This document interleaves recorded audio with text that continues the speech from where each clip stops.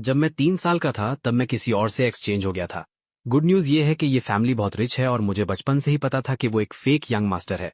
मुझे ये भी पता था कि एक दिन ये कपल मेरी आइडेंटिटी पहचान लेंगे। तो इस टेम्पररी सुपरनैचुरल एबिलिटी का फायदा उठाते हुए मैंने उनके लिए पहले से ही एक सरप्राइज रेडी रखा। जब तक वो मुझे रियल यंग मास्टर के लिए बाहर निकालना चाहते हैं, तब तक मैं उनसे बिना किसी रहम के सब कुछ छीन सकता हूँ। जिस दिन मैं 20 साल का हुआ, मुझे पता चला कि जियान फैमिली के पेरेंट्स चुपके से अपने खुद के बायोलॉजिकल सन को ढूंढ रहे हैं। मैंने देरी नहीं की। उसी रात मैं अपनी फियांसे के साथ सोया, जिसने अभी तक मेरी आइडेंटिटी नहीं जानी थी, जब तक कि अगले दिन मेरी आइडेंटिटी सबके सामने नहीं आ गई। मेरी फैमिली ने मुझे एक चेक दिया। हियान, ये लो 50 मिलियन। मुझे तुम्हारी जगह पता है। आसाओं को शर्मिंदा मत करना। यह सुनते ही मैंने एक सेकंड भी सोचे बिना अपना नेम साइन कर दिया। मैंने चेक लिया और निकल गया। इस फीलियल सन को यही रहने दो। जो रुकेगा उसको फियांसे के पास वाले मेल असिस्टेंट का सामना करना पड़ेगा। Poor student, white moonlight. Real young master को ही ये सब संभालने दो। मैं एक फीमेल नॉवेल का एक सेकेंडरी मेल कैरेक्टर हूँ। प्लॉट के हिसाब से डिनर के बाद मेरी फियांसे उस पुअर स्टूडेंट को बैंक्वेट में वेटर की तरह काम करते हुए दिखेगी। मेरी फेक यंग मास्टर वाली आइडेंटिटी भी अचानक खुल जाएगी।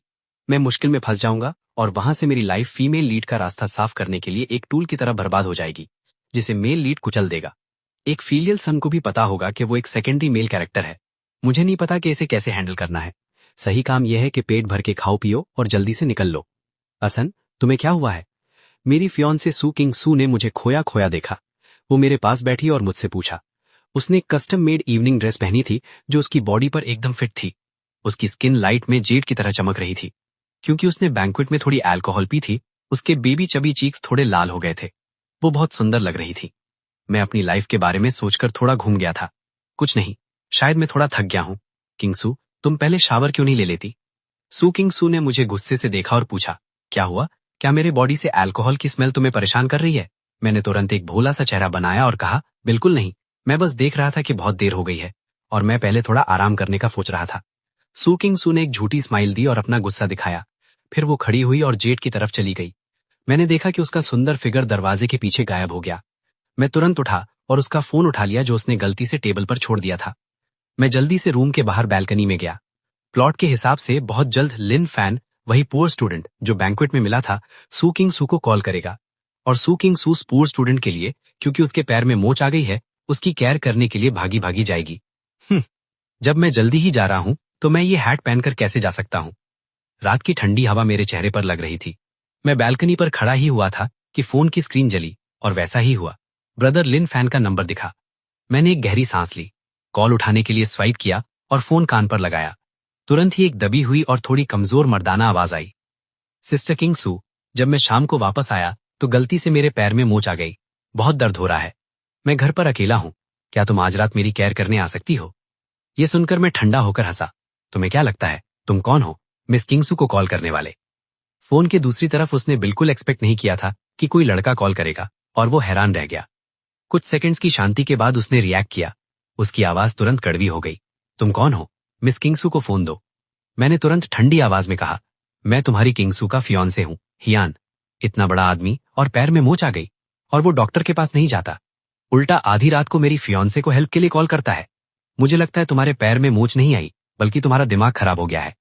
मेरी आइडेंटिटी सुनकर लिन फैन की आवाज अब बेचाला बनने का नाटक नहीं कर रही थी, बल्कि उसमें एक अजीब सा घमंड आ गया था। तो तुम वही फियांसे हो जिसके बारे में सिस्टर किंगसू बात करती है। सिस्टर किंगसू ने मुझे अपने शब्दों में बताया था कि कौन सोचता है कि तुम एक बोरिंग वाले आदमी हो। वो थोड़ा रुका और ज्यादा घमंड से बोला, छोड़ो, मुझे तुम जैसे लोगों से कोई बात नहीं करनी। फोन सिस्टर किंगसू को दो। मैं देखना चाहता हूं कि वो मेरी केयर करने आती है या तुम्हें चुनती है। मैं हल्का सा हंसा और जवाब दिया, ओह, तुम इतने श्योर हो? अच्छा है, पर आज बहुत देर हो गई है। किंगसू और मेरी अभी नाइट लाइफ बाकी है। कुछ दिन वेट करो और फिर दोबारा कंपीट करना। जैसे ही मैंने ये कहा, फोन के दूसरी तरफ वो अचानक घबरा गया। Night life? क्या कहा तुमने? कौन सी नाइट लाइफ? मैं बस इन्फॉर्मेशन नहीं बेचूंगा। किंगसू मेरी फियांसे है। हम नेचुरल चीजें करेंगे अपने रिलेशनशिप को स्ट्रॉन्ग करने के लिए। वो किसी ने तुम्हें बताया नहीं कि तुम एक बदतमीज हो? अगर तुमने सिस्टर किंगसू को एक उंगली भी लगाई तो... इससे पहले कि वो अपना गुस्सा पूरा निकाल पाता, मैंने डायरेक्ट नंबर ब्लॉक कर दिया और फोन पलटी कर दिया। फिर मैं धीरे से रूम में वापस आया और फोन वहीं रख दिया। बाथरूम में पानी की आवाज आ रही थी। क्योंकि वो शावर ले रही थी, सू किंग सू ने हमारी बात बिल्कुल नहीं सुनी। मैं मुड़ा और दूसरे बाथरूम में चला गया। मैंने जल्दी से शावर लिया। जब मैं रूम में वापस आया, सू किंग सू ने रोब पहना हुआ था। वो बस बाथरूम से बाहर आई ही थी। उसने एक सिल्क रोब पहना था। रोब एक बेल्ट से ढीला बंधा हुआ था। उसके गीले बाल शोल्डर्स पर खुले हुए थे। उसके चीक स्टीम से लाल हो गए थे। मैंने मौके का फायदा उठाया और उसके पास गया। मैंने नेचुरल तरीके से उसकी वाइस पकड़ी और धीरे से कहा, किंगसू, मुझे याद है हमारी शादी अगले महीने है, राइट? मम्मी पापा हमेशा से एक छोटा बच्चा चाहते हैं। ये सुनते ही किंगसू का चेहरा एकदम लाल हो गया। अगर नॉर्मल होता तो वो मुझे शर्मा के दूर धकेल देती, पर आज रात की अल्कोहल ने उसकी डिफेंस कमजोर कर दी थी। उसने बस थोड़ा सा हिलने का नाटक किया और प्यारी आवाज में कहा, मैंने ये नहीं कहा कि शादी के दिन तक वेट करो। मैं थोड़ा इम्पेशेंट होने लगा। मैं कुछ नहीं कर सकता। आज की किंगसू बहुत सुंदर है। अगर मैं और रुका तो मैं भी एक मर्द हूं। इतने साल की एंगेजमेंट के बाद किंगसू का मुझसे बहुत लगाव है और अभी तो प्लॉट शुरू ही हुआ है। उसके दिल में उस दूसरे बंदे की जगह इतनी नहीं हुई है कि मैं हिल जाऊं। सबसे इंपॉर्टेंट ये था कि वो उस कॉल का जवाब नहीं दे सकी। देर से मेरी नींद एक फोन की घंटी से खुली। मैंने बिना देरी किए रोब पहना और धीरे से नीचे गया। जैसे ही मैंने दरवाजा खोला, मैंने अपने पेरेंट्स को एक यंग लड़के के साथ खड़ा देखा। उस लड़के ने पुराने फीके कपड़े पहने थे। वो पतला था और सर झुकाए खड़ा था। ये वही रियल यंग मास्टर था जो आम लोगों के बीच रह रहा था, हियान श्याओ। इस पॉइंट पर मैंने अनजान बनने का नाटक किया। मैं साइड होकर दरवाजा खोला और पूछा, डैड, मॉम, इतनी जल्दी क्यों? कुछ हुआ है क्या? जियान के फादर और मदर ने एक दूसरे को गुस्से में देखा और उस पतले लड़के को लिविंग रूम में ले गए। सबके बैठने के बाद जियान की मदर ने गंभीर होकर कहा, आज हम कुछ बहुत इंपॉर्टेंट बताने आए हैं। उन्होंने हियान श्याओ को आगे किया, जो उनके पीछे छुपने की कोशिश कर रहा था। फिर उन्होंने रोते हुए बताया, ये बच्चा हमारा अपना खून है, हियान श्याओ। हमने अभी वेरीफाई किया और कंफर्म किया है। बेचारा बच्चा, तुमने इतने साल बाहर बहुत दुख उठाए। फादर हियान ने मुझे तेज नजरों से देखा। तुरंत बाद उन्होंने ऐसे कहा जैसे कोई बहस नहीं हो सकती, हियान, अब जबकि सच सामने आ गया है, भले ही तुमने इतने साल हमारा साथ दिया और कंपनी अच्छे से संभाली, पर हियान फैमिली के वारिस की जगह असाओ की होनी चाहिए। यह सुनकर मेरे दिल में कोई दर्द नहीं हुआ। मेरे हिसाब से फादर हियान के बिहेवियर में कोई बुराई नहीं है। जो झूठा पैदा हुआ है वो हमेशा असली से नीचे ही रहेगा।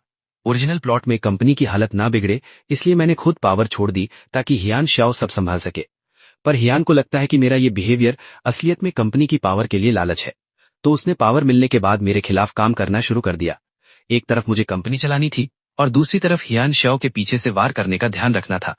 सबसे गंदा तो ये था कि सू किंगसू, मेरी फियांसे, उस पुअर स्टूडेंट, अपने मेल असिस्टेंट और उस पुरानी क्रश के साथ अजीब रिलेशनशिप रखने लगी, जो बाहर से आया था। पहले तो हियान श्याओ डरता था कि किंगसू और उसकी फैमिली मेरा साथ देगी, पर अब उसे समझ आ गया कि हमारी लड़ाई के बाद वो एक बार भी नहीं देखेगी। इन सब के बीच मैं कुछ बदल नहीं सकता था। मैं दुख के साथ रिटायर हो गया। पर अब इस बर्बाद कंपनी को जो ठीक करना चाहता है करे, मैं नहीं करूंगा। तो मैंने एक शब्द नहीं कहा। ट्रू यंग मास्टर जियान श्याओ का हाथ पकड़कर मैंने सच्चाई से कहा, मैंने इतने साल तुम्हारी जगह ली। I am very sorry. मैं अभी निकल रहा हूं। मुझे इतना श्योर देखकर जियान फू, मदर हियान और वो ट्रू यंग मास्टर हैरान रह गए। पर जल्दी ही पेरेंट्स ने रिएक्ट किया और उनके चेहरे पर सुकून की स्माइल आई। हियान, पता था तुम एक ओबीडियंट बच्चे हो। वो थोड़ा रुके और बोले, बस एक ही फिक्र है, सू फैमिली के साथ शादी, क्योंकि किंगसू के साथ तुम्हारे रिलेशन अच्छे रहे हैं। उनकी बात खत्म होने से पहले ही स्टेयर्स से गुस्से भरी आवाज आई। हियान ने देखा किंगसू भागी भागी नीचे आ रही है। उसने नाइट गाउन पहना था और ऊपर से एक मर्दाना शर्ट के बटन लगाए हुए थे। बाल बिखरे थे, पर उसका गुस्सा साफ दिख रहा था। उसने फोन उठाया और मेरे सामने आ गई। हियानन, तुमने उसका फोन क्यों काटा और उसे ब्लॉक क्यों किया? क्या तुम्हें पता है ये बहुत बदतमीजी है?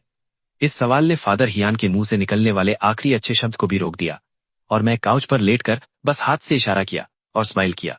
गॉश, ऐसी छोटी बात, इसके बारे में बाद में बात करेंगे। सू किंगसू तुरंत और भड़क गई। छोटी बात, तुम ये कह रहे हो?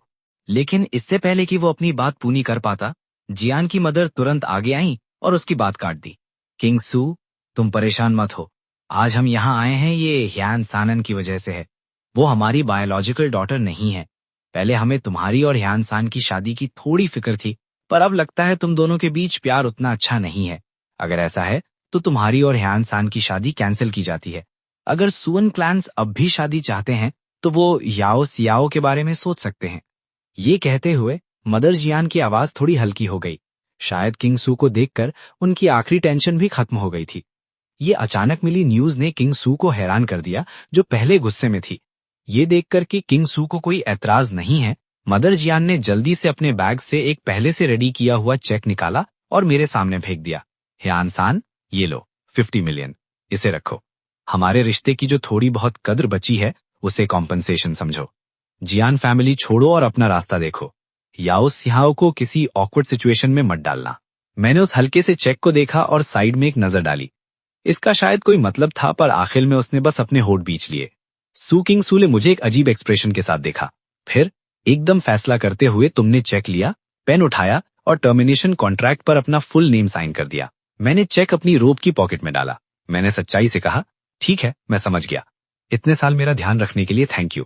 ये कहने के बाद मैंने किसी और को नहीं देखा। मैं मुड़ा और सीधा दरवाजे की तरफ निकल गया। मैंने अपना सामान तक नहीं लिया। फिर मेरे पीछे मैंने धीरे से अपने अडॉप्टिव पेरेंट्स की आवाज सुनी, जो उस रियल यंग मास्टर को तसल्ली दे रहे थे। सू किंग सू ने आखिर में रिएक्ट किया और गुस्से में मेरे पीछे भागी। रुको ह्यान, स्टॉप, साफ साफ बताओ कि लिन फान के कॉल का क्या चक्कर है। मैं नहीं रुका। मेरे होठ पर एक स्माइल थी। मैंने कहा, मुझे समझाने दो। अब कहने को बचा ही क्या है। जिसे इस कचरे में फंसना है फंसे, मैं तो जा रहा हूं। नीला समुंदर, नीला आसमान और सुनहरी रेत। 3 दिन बाद मैं सुकून से बीच पर रेत पर लेटा हुआ एक प्रोफेशनल मसाज एंजॉय कर रहा था, जो मेरी पुरानी थेरेपी की कमी पूरी कर रहा था। समुंदर की गर्म हवा मेरी स्किन को छू रही थी, जिसमें नमक की खुशबू थी। मैंने अपने दिमाग में बस कार्पे डिएम यानी पल को जियो छाप लिया था। जैसे ही मुझे नींद आने वाली थी, दोपहर की धूप में एक परछाई मेरे ऊपर आई। थेरेपिस्ट के हाथ रुक गए। मैं गुस्से में आंखें खोली। एक सुंदर और खुश मिजाज लड़की मेरे सामने खड़ी थी। उसने एक ब्लैक ड्रेस पहनी थी जो बहुत महंगी लग रही थी। मैं हैरान रह गया। क्या ये मेरी छोटी बहन नहीं है जो बाहर गई थी, जियान रोसांग? ऐसा ही है। मैं जियान फैमिली का अकेला बच्चा नहीं हूं। मेरी एक छोटी बहन भी है, मुझसे 2 साल छोटी। ये कोई फेक मिस नहीं, बल्कि रियल मिस है। बस 2 साल पहले जियान रोसांग पढ़ने के लिए बाहर चली गई थी। प्लॉट में उसके बारे में ज्यादा नहीं बताया था, तो मैंने एक्सपेक्ट नहीं किया था कि वो मेरे पास आएगी। वो 2 साल पहले वाली लड़की अब एकदम बदल गई थी, रिच और बहुत सुंदर फिगर के साथ। उसका लुक एकदम कमाल का था। हियान रोसांग ने जब देखा कि मैंने उसे पहचान लिया है, तो बिना कुछ बोले वो नीचे बैठी और मुझे गले लगाकर रोने लगी। भाई, क्या अभी आप वेकेशन के मूड में हैं? हमारा परिवार बर्बाद होने वाला है। कंपनी उस यूजलेस हियान शियाओ की वजह से खत्म हो रही है। किंग सू को खुश करने के लिए वो बिना सोचे समझे ऐसे प्रोजेक्ट्स कर रहा है जिनका मार्केट से कोई लेना देना नहीं है। वो पानी की तरह पैसा बहा रहा है, पर इतना ही नहीं, कंपनी का प्रेसिडेंट होकर भी उसे अपनी इमेज की परवाह नहीं है। वो सोशल मीडिया पर किंग सू के मेल असिस्टेंट से लड़ रहा है और एक दूसरे को गाली दे रहे हैं। ये बात न्यूज में आ गई है। कंपनी के शेयर्स गिर गए हैं। मैं देश वापस आई और सब कुछ बिखर चुका है। भाई, जल्दी से जिन लिंक वापस चलो, मैं आपकी हेल्प करूंगी।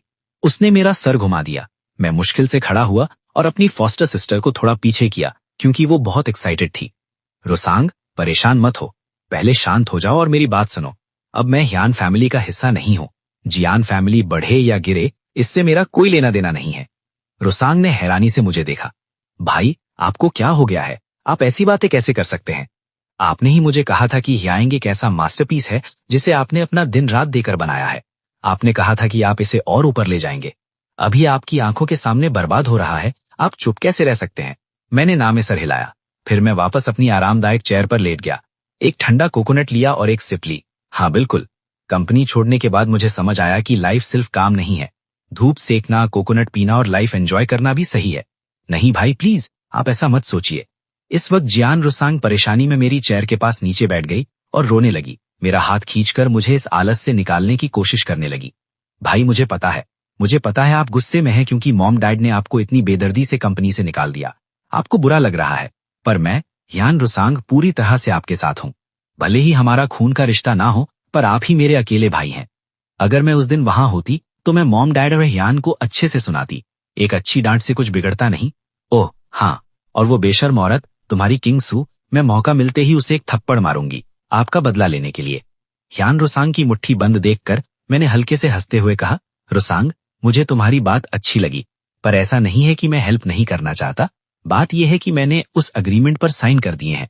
जियान फैमिली से सारे रिश्ते खत्म करने का पेपर। एक आउटसाइडर किस हक से हियान ग्रुप के अंदर के काम में दखल देगा? ये सही नहीं होगा। आह! ये सुनकर जियान रोसांग की हवा निकल गई। वो हैरान रह गई। उसे समझ नहीं आया क्या कहे। उसकी आंखें थोड़ी हल्की पड़ गई। उसने धीरे से कहा, शायद सच में कोई रास्ता नहीं है। लेकिन कुछ सेकंड्स बाद वो फिर से मेरे सामने आई और उसके दिमाग में कुछ शरारत थी।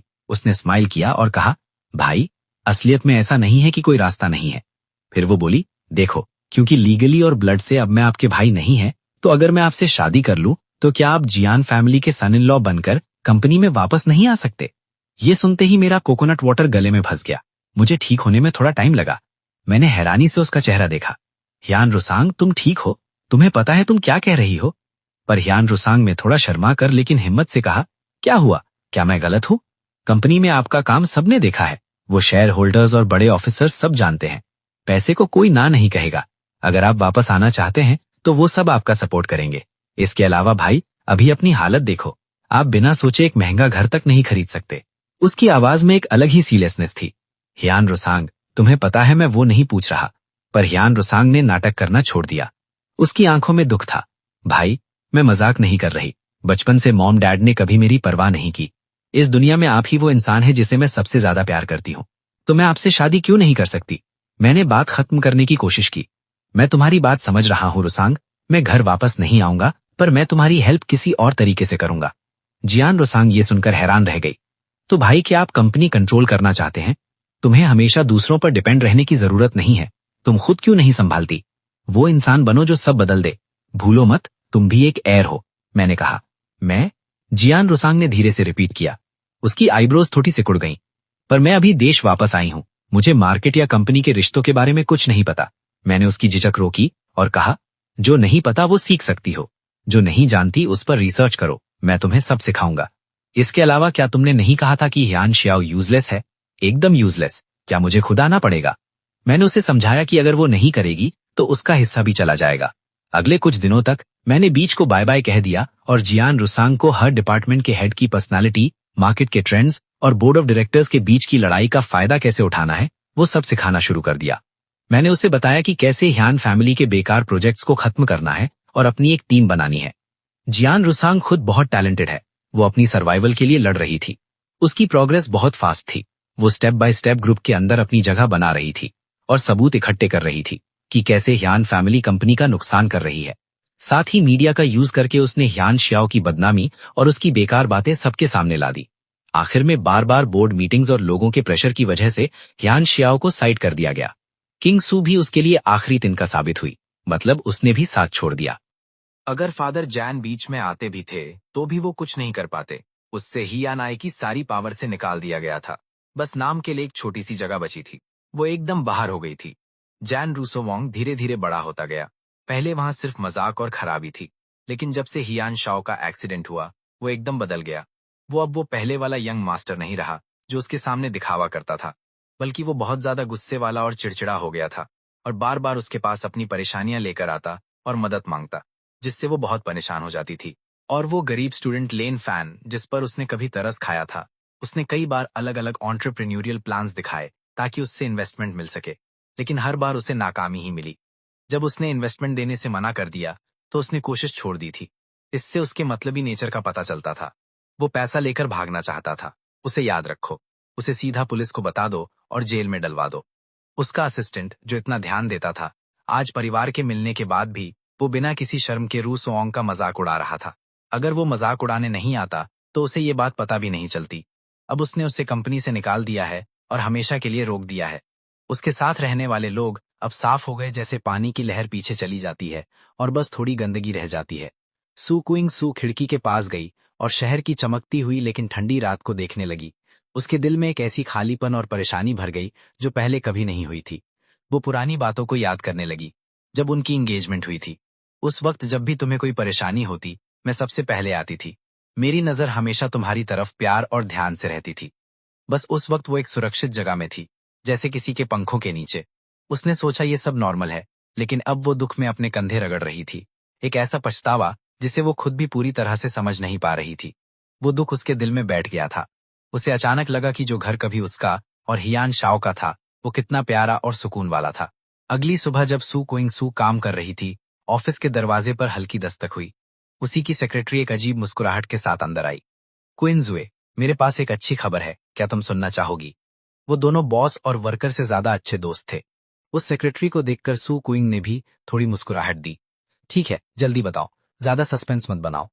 सेक्रेटरी ने थोड़ी धीमी और एक्साइटेड आवाज में कहा। मुझे एंग से खबर मिली है। वो व्हाइट मूनलाइट जिसे तुम इतना याद करती हो, वो वापस देश आ रहा है। उसकी फ्लाइट आज दोपहर 3 बजे इंटरनेशनल एयरपोर्ट पर पहुंचेगी। ये सुनते ही सू क्विंग की आंखें चमक उठीं। अमाडो, वो सीनियर जिससे सू क्विंग ने बचपन में प्यार किया था, वो उसके दिल का वो हिस्सा था जो दुनिया की गंदगी से दूर था। शायद लेन फैन को देखकर जो बिल्कुल साफ हवा और चमकते चांद जैसा है, वो अपना पुराना और सुंदर एहसास वापस पा सके और इस मुश्किल से निकल जाए। वो तुरंत उठी और आईने के सामने अपने बिखरे बाल और थका हुआ मेकअप ठीक किया। फिर से सू फैमिली की बड़ी बेटी जैसा रूप लिया और एयरपोर्ट के लिए गाड़ी तैयार करवाई। रास्ते में सू क्विंग सू सोच रही थी कि लेन फैन को लेने के बाद वो क्या करेगी, कहाँ खाना खाने जाएंगे और क्या बातें करेंगे। लेकिन जब वो उम्मीद और थोड़ी घबराहट के साथ इंटरनेशनल एग्जिट पर पहुंची तो उसकी नजरें भीड़ में उस पतले और हैंडसम लड़के को ढूंढने लगी। पर उसने वहां किसी और को देखा, हियान सांग। अभी उसने एक साफ अरमानी शर्ट और पैंट्स पहनी हुई थी। उसका खड़े होने का तरीका एकदम सीधा और चेहरे पर एक अजीब सुकून था। वो अपना सूटकेस लेकर आराम से बाहर आ रहा था। सू क्विंग एकदम रुक गई। उसके चेहरे की खुशी अचानक हैरानी में बदल गई। उसने गुस्से में अपनी सेक्रेटरी की तरफ देखा और पूछा, ये क्या हो रहा है? क्या तुमने नहीं कहा था कि सिस्टर लैन आज वापस आ रही हैं? सेक्रेटरी, जो सू क्विंग की गुस्से वाली नजरों से डर गई थी, वो हैरान रह गई। उसने कंफ्यूज होकर देखा, इनलैंग, ये इनलैंग कौन है? वो रुकी। उसका ध्यान उस लिमिटेड एडिशन वॉच पर गया जो उसने सू क्विंग को दी थी, और फिर उसने उन पर्ल इयररिंग्स को देखा जो उसने खास तुम्हारे लिए बनवाए थे। मुझे लगा तुम आजकल ये बहुत पहन रही हो। वो वॉच जो जैन ने दी थी, और ऑफिस में भी कल तुमने वो येड कैबेज रखा था जो उसने दिया था। मुझे लगा तुम सबसे ज्यादा उसी से मिलना चाहती हो। इसीलिए जैसे ही मुझे खबर मिली कि हियान शाओ बाहर से वापस आ रहा है, मैंने तुम्हें बता दिया।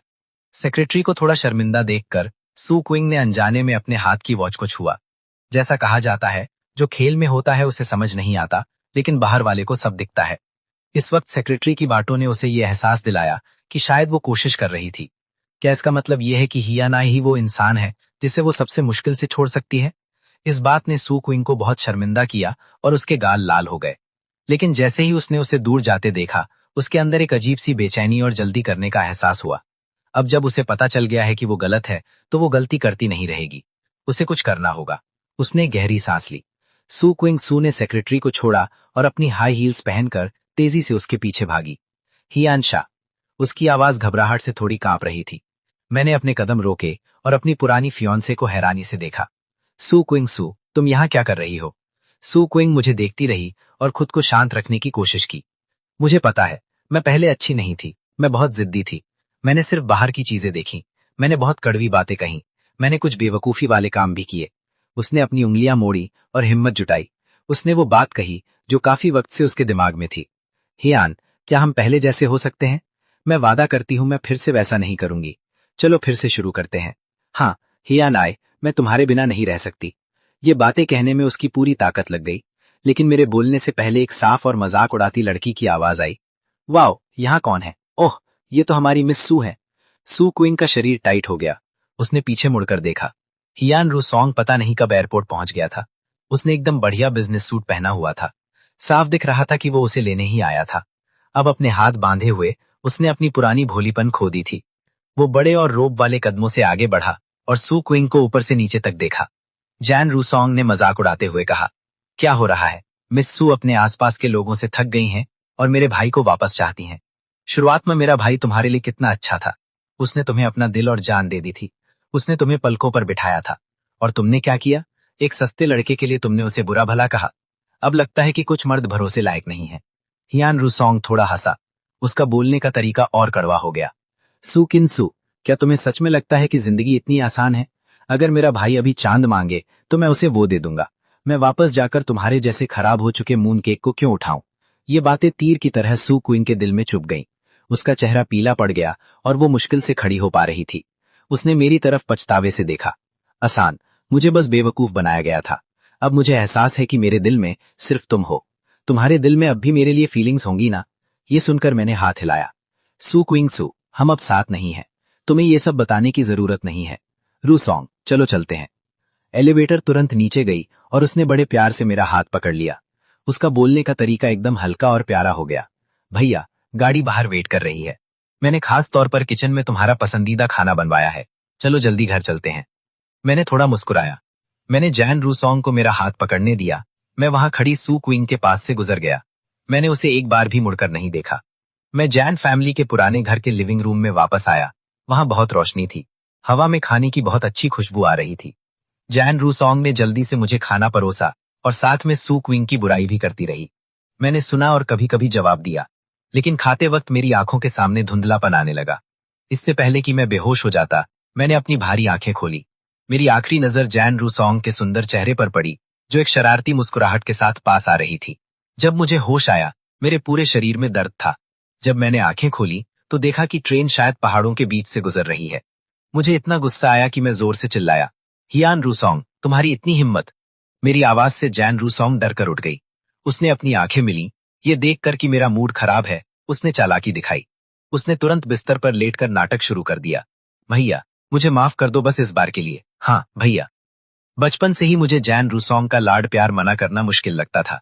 इसके अलावा ये लड़की जैन रूसोंग मेरे सिखाने के बाद बहुत तेज हो गई है। वो कमजोर जगहों पर हमला करना जानती है। जैसा मैंने किया था बस वैसा ही। मेरे पास इसे मानने के अलावा कोई रास्ता नहीं था। आधा महीने बाद मेरी और जैन रूसोंग की शादी हुई। इस शादी से ज्यादातर शेयर होल्डर्स और पार्टनर्स को कोई हैरानी नहीं हुई। आखिरकार कोई अंधा भी देख सकता है कि इस फेक यंग मास्टर में कितनी काबिलियत है। वो उस बेकार रियल यंग मास्टर हियान शाओ से बहुत बेहतर है। दुनिया में पैसों से कौन लड़ेगा? मेरे हिसाब से ये सबसे फायदेमंद बिजनेस है।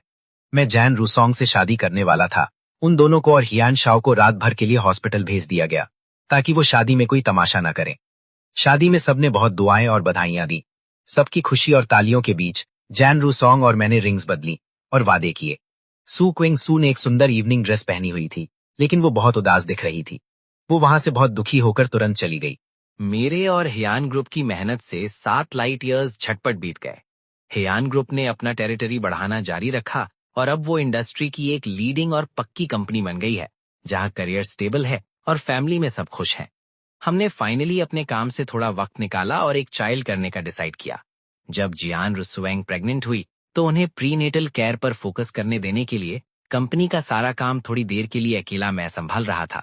आज सुबह मैं एक बड़ी डेस्क के पीछे बैठा था और सेक्रेटरी हमेशा की तरह मेरे लिए दिन का आइटिनरी लेकर आई। मैंने उस पर एक नजर डाली और मेरी आंखें एक लाइन पर रुक गई। पता चला कि थोड़ी देर बाद मेरी एक कोलैबोरेशन मीटिंग है और सामने वाली पार्टी से जो पर्सन आने वाला था, वहां 3 बड़े अक्षरों में सू किंग स्वे लिखा था। मीटिंग का टाइम हो गया।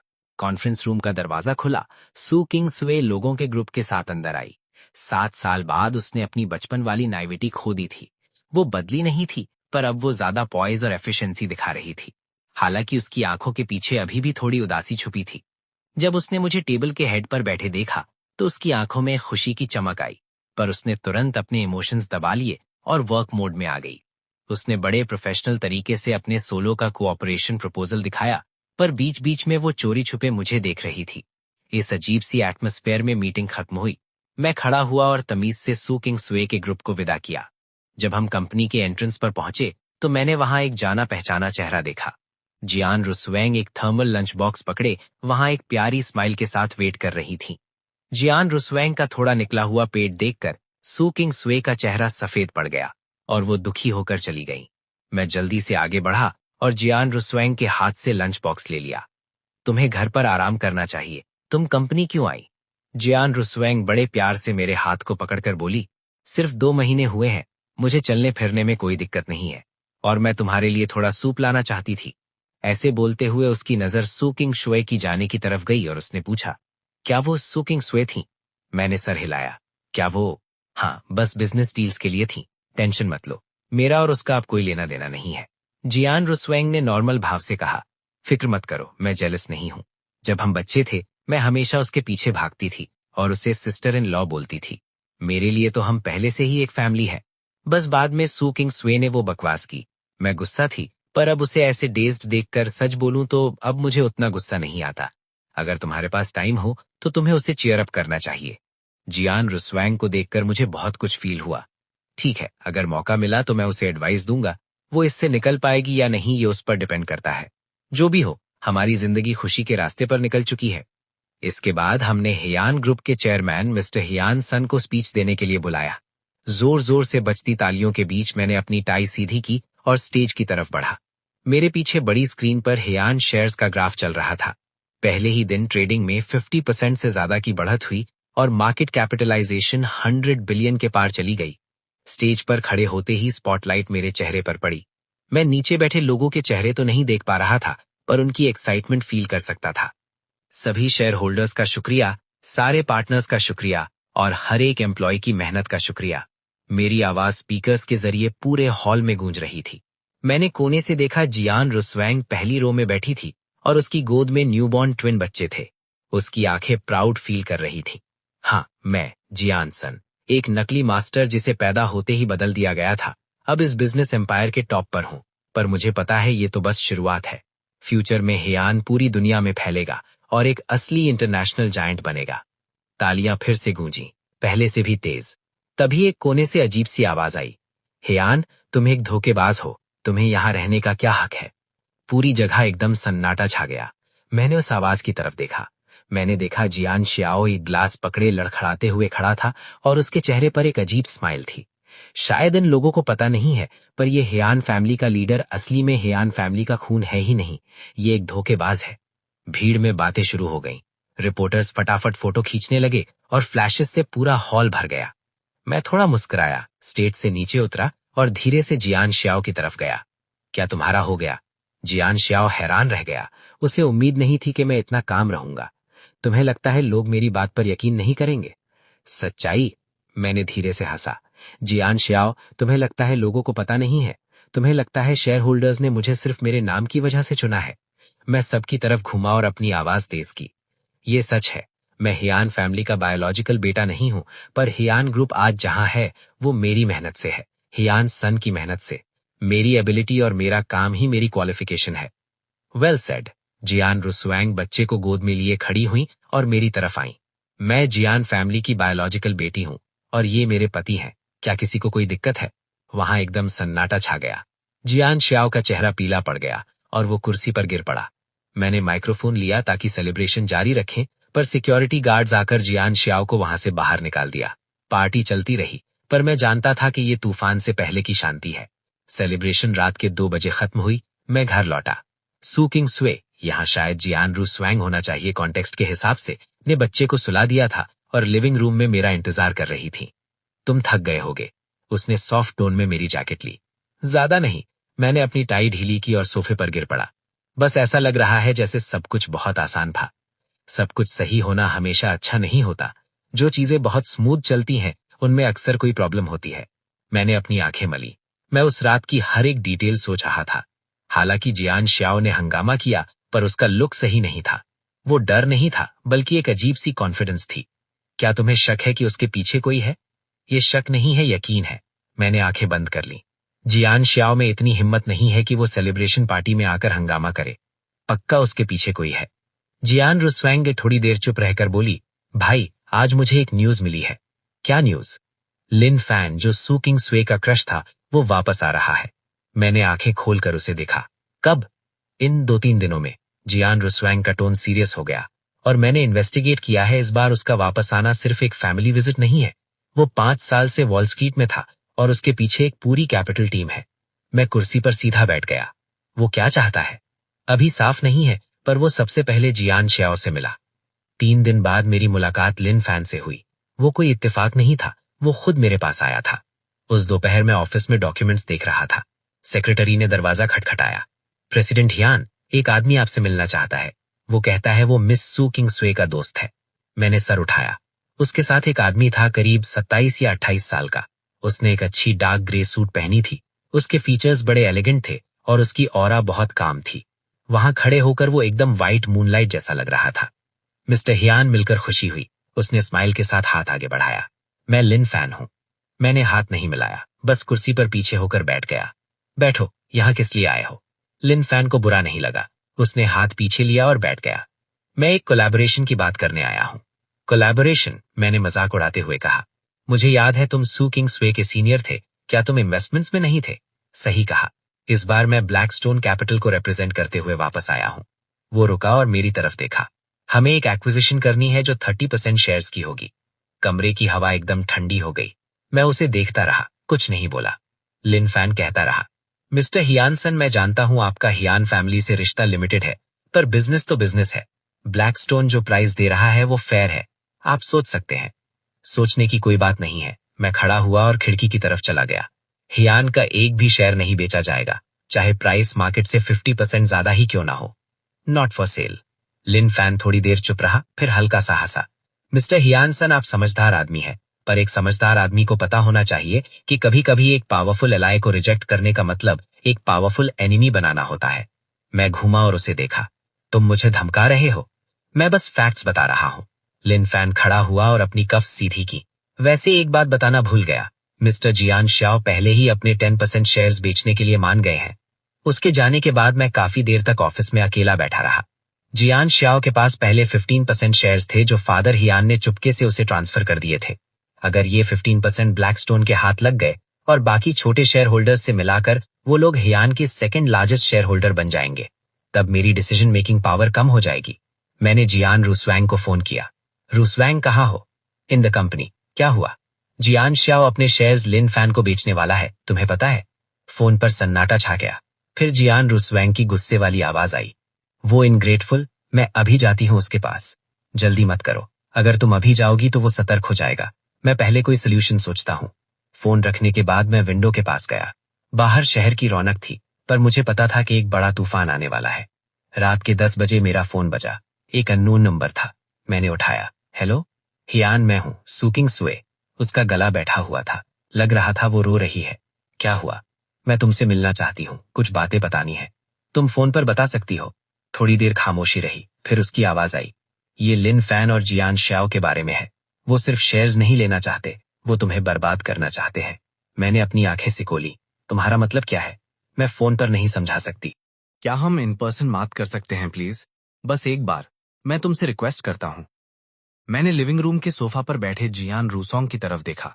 वो मेरी तरफ एक क्वेश्चनिंग लुक के साथ देख रहा था। कब? कहाँ? कल दोपहर 3 बजे, वही पुराना कैफेटेरिया।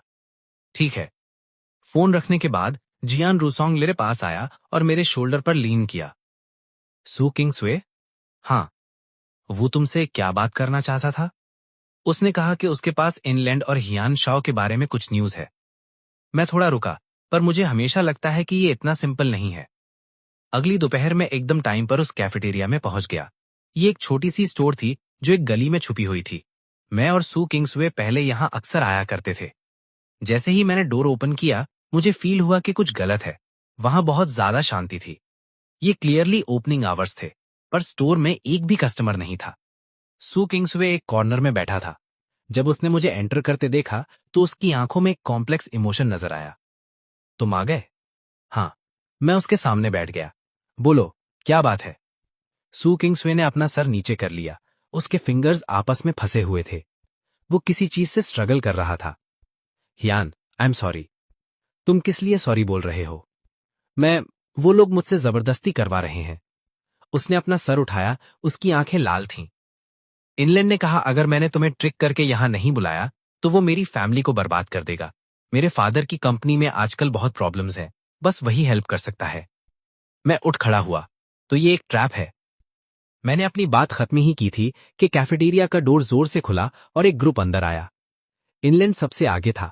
उसके पीछे सूट्स पहने हुए कई लोग थे और 2 लोग कैमरास के साथ थे। मिस्टर हियान, इतनी जल्दी मत जाइए। इनलैंड हंसते हुए पास आया। आज हमने आपको कुछ दिखाने के लिए इनवाइट किया है। उसने क्लैप किया। एक वेटर एक कॉफी लेकर मेरे सामने आया और उसने मेरे सामने रख दी। इसे ट्राई कीजिए। सू किंग्सवे ने अपने हाथों से आपके लिए बनाई है। मैंने कॉफी कप की तरफ देखा और फिर सू किंग्सवे की तरफ देखा। उसका सर नीचे था। वो मेरी तरफ देखने की हिम्मत नहीं कर रहा था। इस कॉफी में क्या है? इनलैंड बिना कुछ बोले बस स्माइल करता रहा। मैंने एक ठंडी हंसी दी। मैं जाने के लिए मुड़ा, पर मुश्किल से एक स्टेप ही लिया था कि मुझे चक्कर आने लगा। अंधेरे में खोने से पहले मैंने उस ट्रैप में गिर गया। लास्ट चीज जो मैंने देखी वो थी सू किंग्सवे का डरा हुआ चेहरा। फिर सब कुछ ब्लैक हो गया। पता नहीं कितना टाइम निकल गया। जब किसी ने मुझे हिलाकर जगाया, मैंने अपनी आंखें खोली और जियान रूसोंग का टेंशन वाला चेहरा देखा। ब्रदर, आप जाग गए? आपने तो मुझे डरा ही दिया था।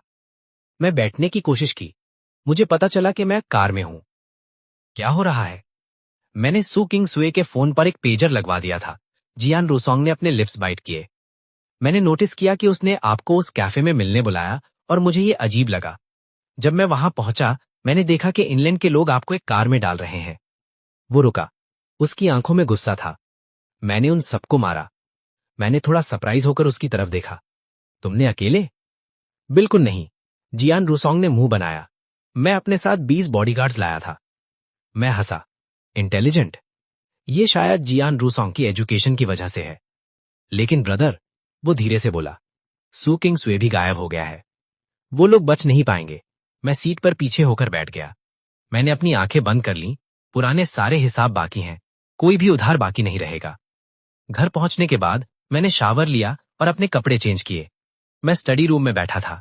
जियान रूसोंग एक कप गरम टी लेकर आया और मेरे सामने रख दी। ब्रदर, आपका क्या प्लान है? इनलैंड खेलना चाहता है? ठीक है, मैं उसके साथ खेलूंगा। मैंने टी कप उठाया और एक सिप ली। वो शेयर्स एक्वायर करना चाहता है ना? तो ठीक है, उसे बाय करने दो।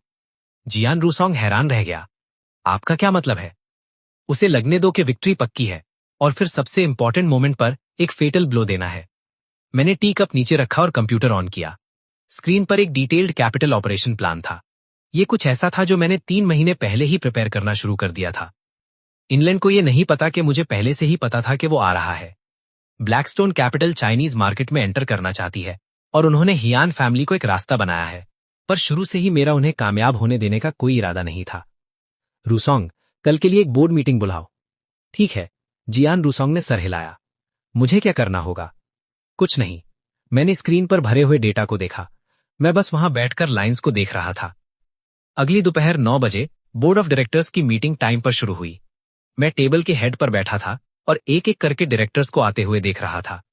आज का एनवायरनमेंट काफी अलग था। कुछ नए फेसेस थे। ब्लैकस्टोन कैपिटल का रिप्रेजेंटेटिव इनलैंड टेबल के दूसरे एंड पर बैठा था। उसके फेस पर एक स्माइल थी और वो काफी कॉन्फिडेंट दिख रहा था। मिस्टर हियान, सब लोग आ गए हैं, सेक्रेटरी ने हमेशा की तरह धीरे से कहा। चलिए शुरू करते हैं। मीटिंग प्लान के मुताबिक चलती रही। परफॉर्मेंस रिपोर्ट्स, प्रपोजल्स की डिस्कशन, सब कुछ नॉर्मल था, जब तक लास्ट टॉपिक नहीं आया। अब हम ब्लैकस्टोन कैपिटल के रिप्रेजेंटेटिव को बोलने के लिए कहते हैं। मैं अपनी चेयर पर रिलैक्स होकर बैठ गया। इनलैंड खड़ा हुआ और प्रोजेक्शन स्क्रीन की तरफ गया। Dear board members, Blackstone capital के पास अभी हियान के 22% शेयर्स हैं। ये सेकंड लार्जेस्ट शेयर होल्डर है। वो रुका। उसकी नजर मुझ पर पड़ी। कंपनी के रूल्स के हिसाब से सेकंड लार्जेस्ट शेयर होल्डर के पास वाइस प्रेसिडेंट अपॉइंट करने का राइट है।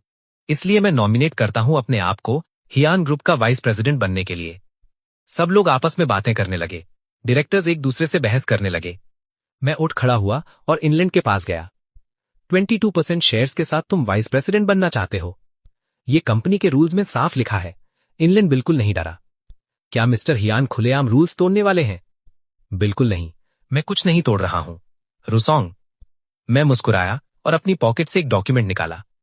लेकिन एक ऐसी चीज है जो शायद तुम्हें नहीं पता। क्या चीज? वो 10% शेयर्स जो हियान शाओ ने तुम्हें बेचे हैं, वो इनवैलिड हैं। इनलैंड का चेहरा उतर गया। आपका क्या मतलब है? वो शेयर्स जो हियान शाओ के पास थे, वो उसके फादर की तरफ से गिफ्ट थे, पर डोनेशन अग्रीमेंट में ये लिखा था कि ये शेयर्स किसी थर्ड पार्टी को ट्रांसफर नहीं किए जा सकते। मैंने डॉक्यूमेंट टेबल पर रख दिया। वरना हियान फैमिली के पास राइट है कि वो बिना किसी पैसे के उन्हें वापस ले सकती है। इनलैंड ने डॉक्यूमेंट लिया और जल्दी से देखा। उसका चेहरा काला पड़ता चला गया। ये इम्पॉसिबल है। हियान शाओ ने तो साफ कहा था। क्या तुम हियान शाओ की बातों पर भरोसा करते हो? मैं मुड़ा और अपनी सीट पर वापस आ गया। मिस्टर इनलैंड, मैं आपको एक एडवाइस देता हूं। आप इस गहरे पानी में तैर नहीं पाएंगे। बोर्ड मीटिंग गुस्से में खत्म हुई। इनलैंड के जाने के बाद जियान रूसोंग मेरे पास आया। ब्रदर, आप सच में अमेजिंग हैं। उसका फेस देखा? ऐसा लग रहा था जैसे उसने कोई मक्खी खा ली हो। अभी ये खत्म नहीं हुआ। मैंने अपना सर हिलाया। इनलैंड इतनी जल्दी हार नहीं मानेगा। वैसा ही हुआ। उसी दोपहर मुझे न्यूज मिली। इनलैंड को एक नया दोस्त मिल गया था और ये कोई ऐसा था जिसके बारे में मैंने कभी नहीं सोचा था। शाम को जियान रूसोंग के पास एक कॉल आया। उसका चेहरा तुरंत सफेद पड़ गया। ब्रदर, कुछ हो गया है। क्या हुआ? मां? नहीं, जियान की मां। उन्होंने अपने बचे हुए सारे शेयर्स बेच दिए, सब के सब, इनलैंड को। मैं सुन रह गया। हियान की मां के पास अभी भी 8% शेयर्स थे, जो इनलैंड के 22% में मिलकर टोटल 30% बन गए, और मेरे पास सिर्फ 35% है। इसका मतलब है कि इनलैंड के पास अब बोर्ड में मेरी ऑपोजिशन करने की पावर है। एक आउटसाइडर को जियान फैमिली कंट्रोल नहीं करने दिया जा सकता। वो शेयर्स इनलैंड को बेच देगी, पर तुम्हें फायदा नहीं होने देगी। मैं काफी देर तक साइलेंट रहा, फिर मैं मुस्कुराया। अगली सुबह मैं हॉस्पिटल गया। फादर हियान अपने लास्ट स्ट्रोक के बाद से एक वीआईपी रूम में थे। उनकी हेल्थ दिन ब दिन खराब होती जा रही थी। जैसे ही मैंने डोर ओपन किया, मैंने मदर हियान को देखा। वो हॉस्पिटल बेड के पास बैठी थी और फादर हियान के लिए एक एप्पल छील रही थी। जब उसने मुझे एंटर करते देखा तो उसके हाथ कांपने लगे। फ्रूट नाइफ ऑलमोस्ट गिरने ही वाला था। तुम यहाँ क्या कर रहे हो? मैं बस देखने आया था, मैंने कामली कहा। मैंने फ्रूट बास्केट टेबल पर रख दी। तुम्हारा यहाँ कोई स्वागत नहीं है। मदर हियान खड़ी हो गई और मेरा रास्ता रोक लिया। तुम अब जियान फैमिली का हिस्सा नहीं हो, यहाँ दिखावा बंद करो। मैंने उनकी तरफ देखा।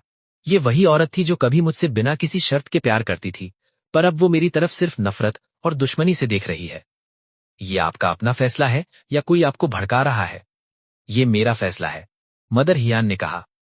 हियान फैमिली की प्रॉपर्टी किसी स्ट्रेंजर को क्यों दे? शाओ मेरा असली बेटा है, इसलिए मैंने शेयर्स इनलैंड को बेच दिए। मिस्टर इनलैंड ने कहा है कि वो शाओ की हेल्प करेंगे कंपनी वापस लेने में। मदर हियान की बातों में एक जीतने वाली टोन थी। तब तक जियान फैमिली ही रहेगी। तुम जैसे आउटसाइडर को बीच में आने की जरूरत नहीं है। मैंने एक ठंडी सांस ली। मॉम, मैं तुम्हें मॉम बुलाता हूं क्योंकि तुमने मुझे 20 साल तक रेज किया, लेकिन इस बार तुमने सच में गलती कर दी।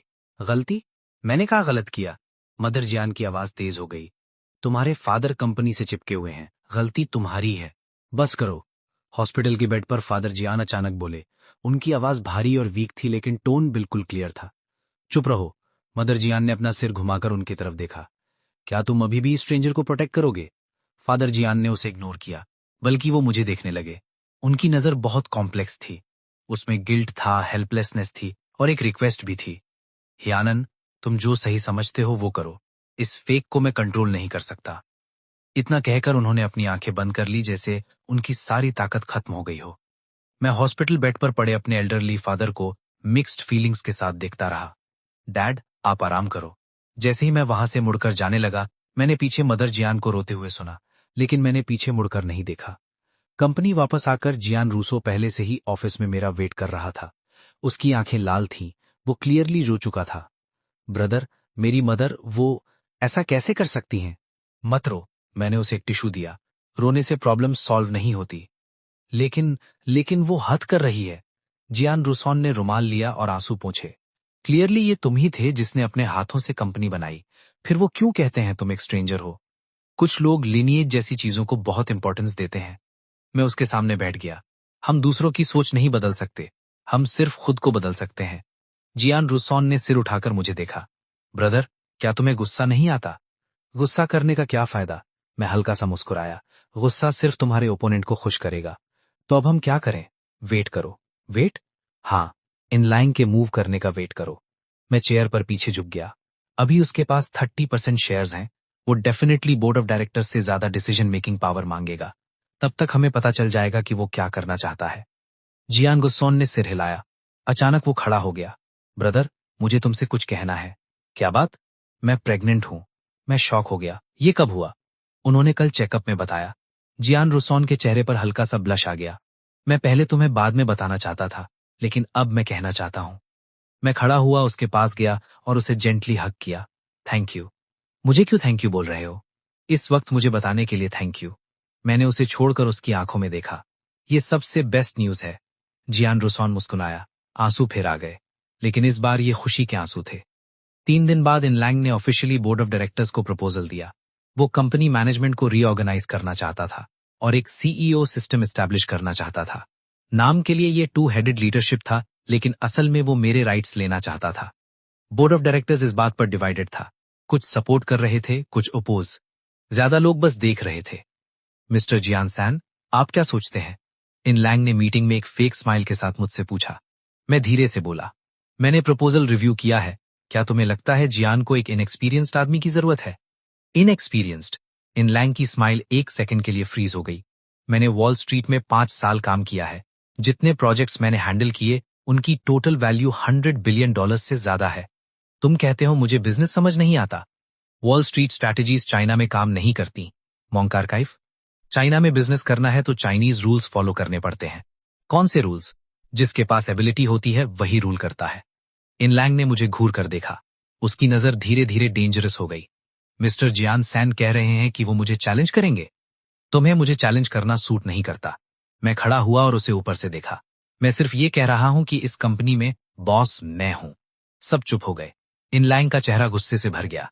आखिर में वो ठंडी हंसी हंसा। ठीक है, बहुत अच्छा, फिर देखते हैं। वो खड़ा हुआ और पिएड्रा नेग्रा के लोगों को लेकर सुपीरियरिटी के साथ निकल गया। रूम में सिर्फ मैं और कुछ पुराने शेयर होल्डर्स रह गए।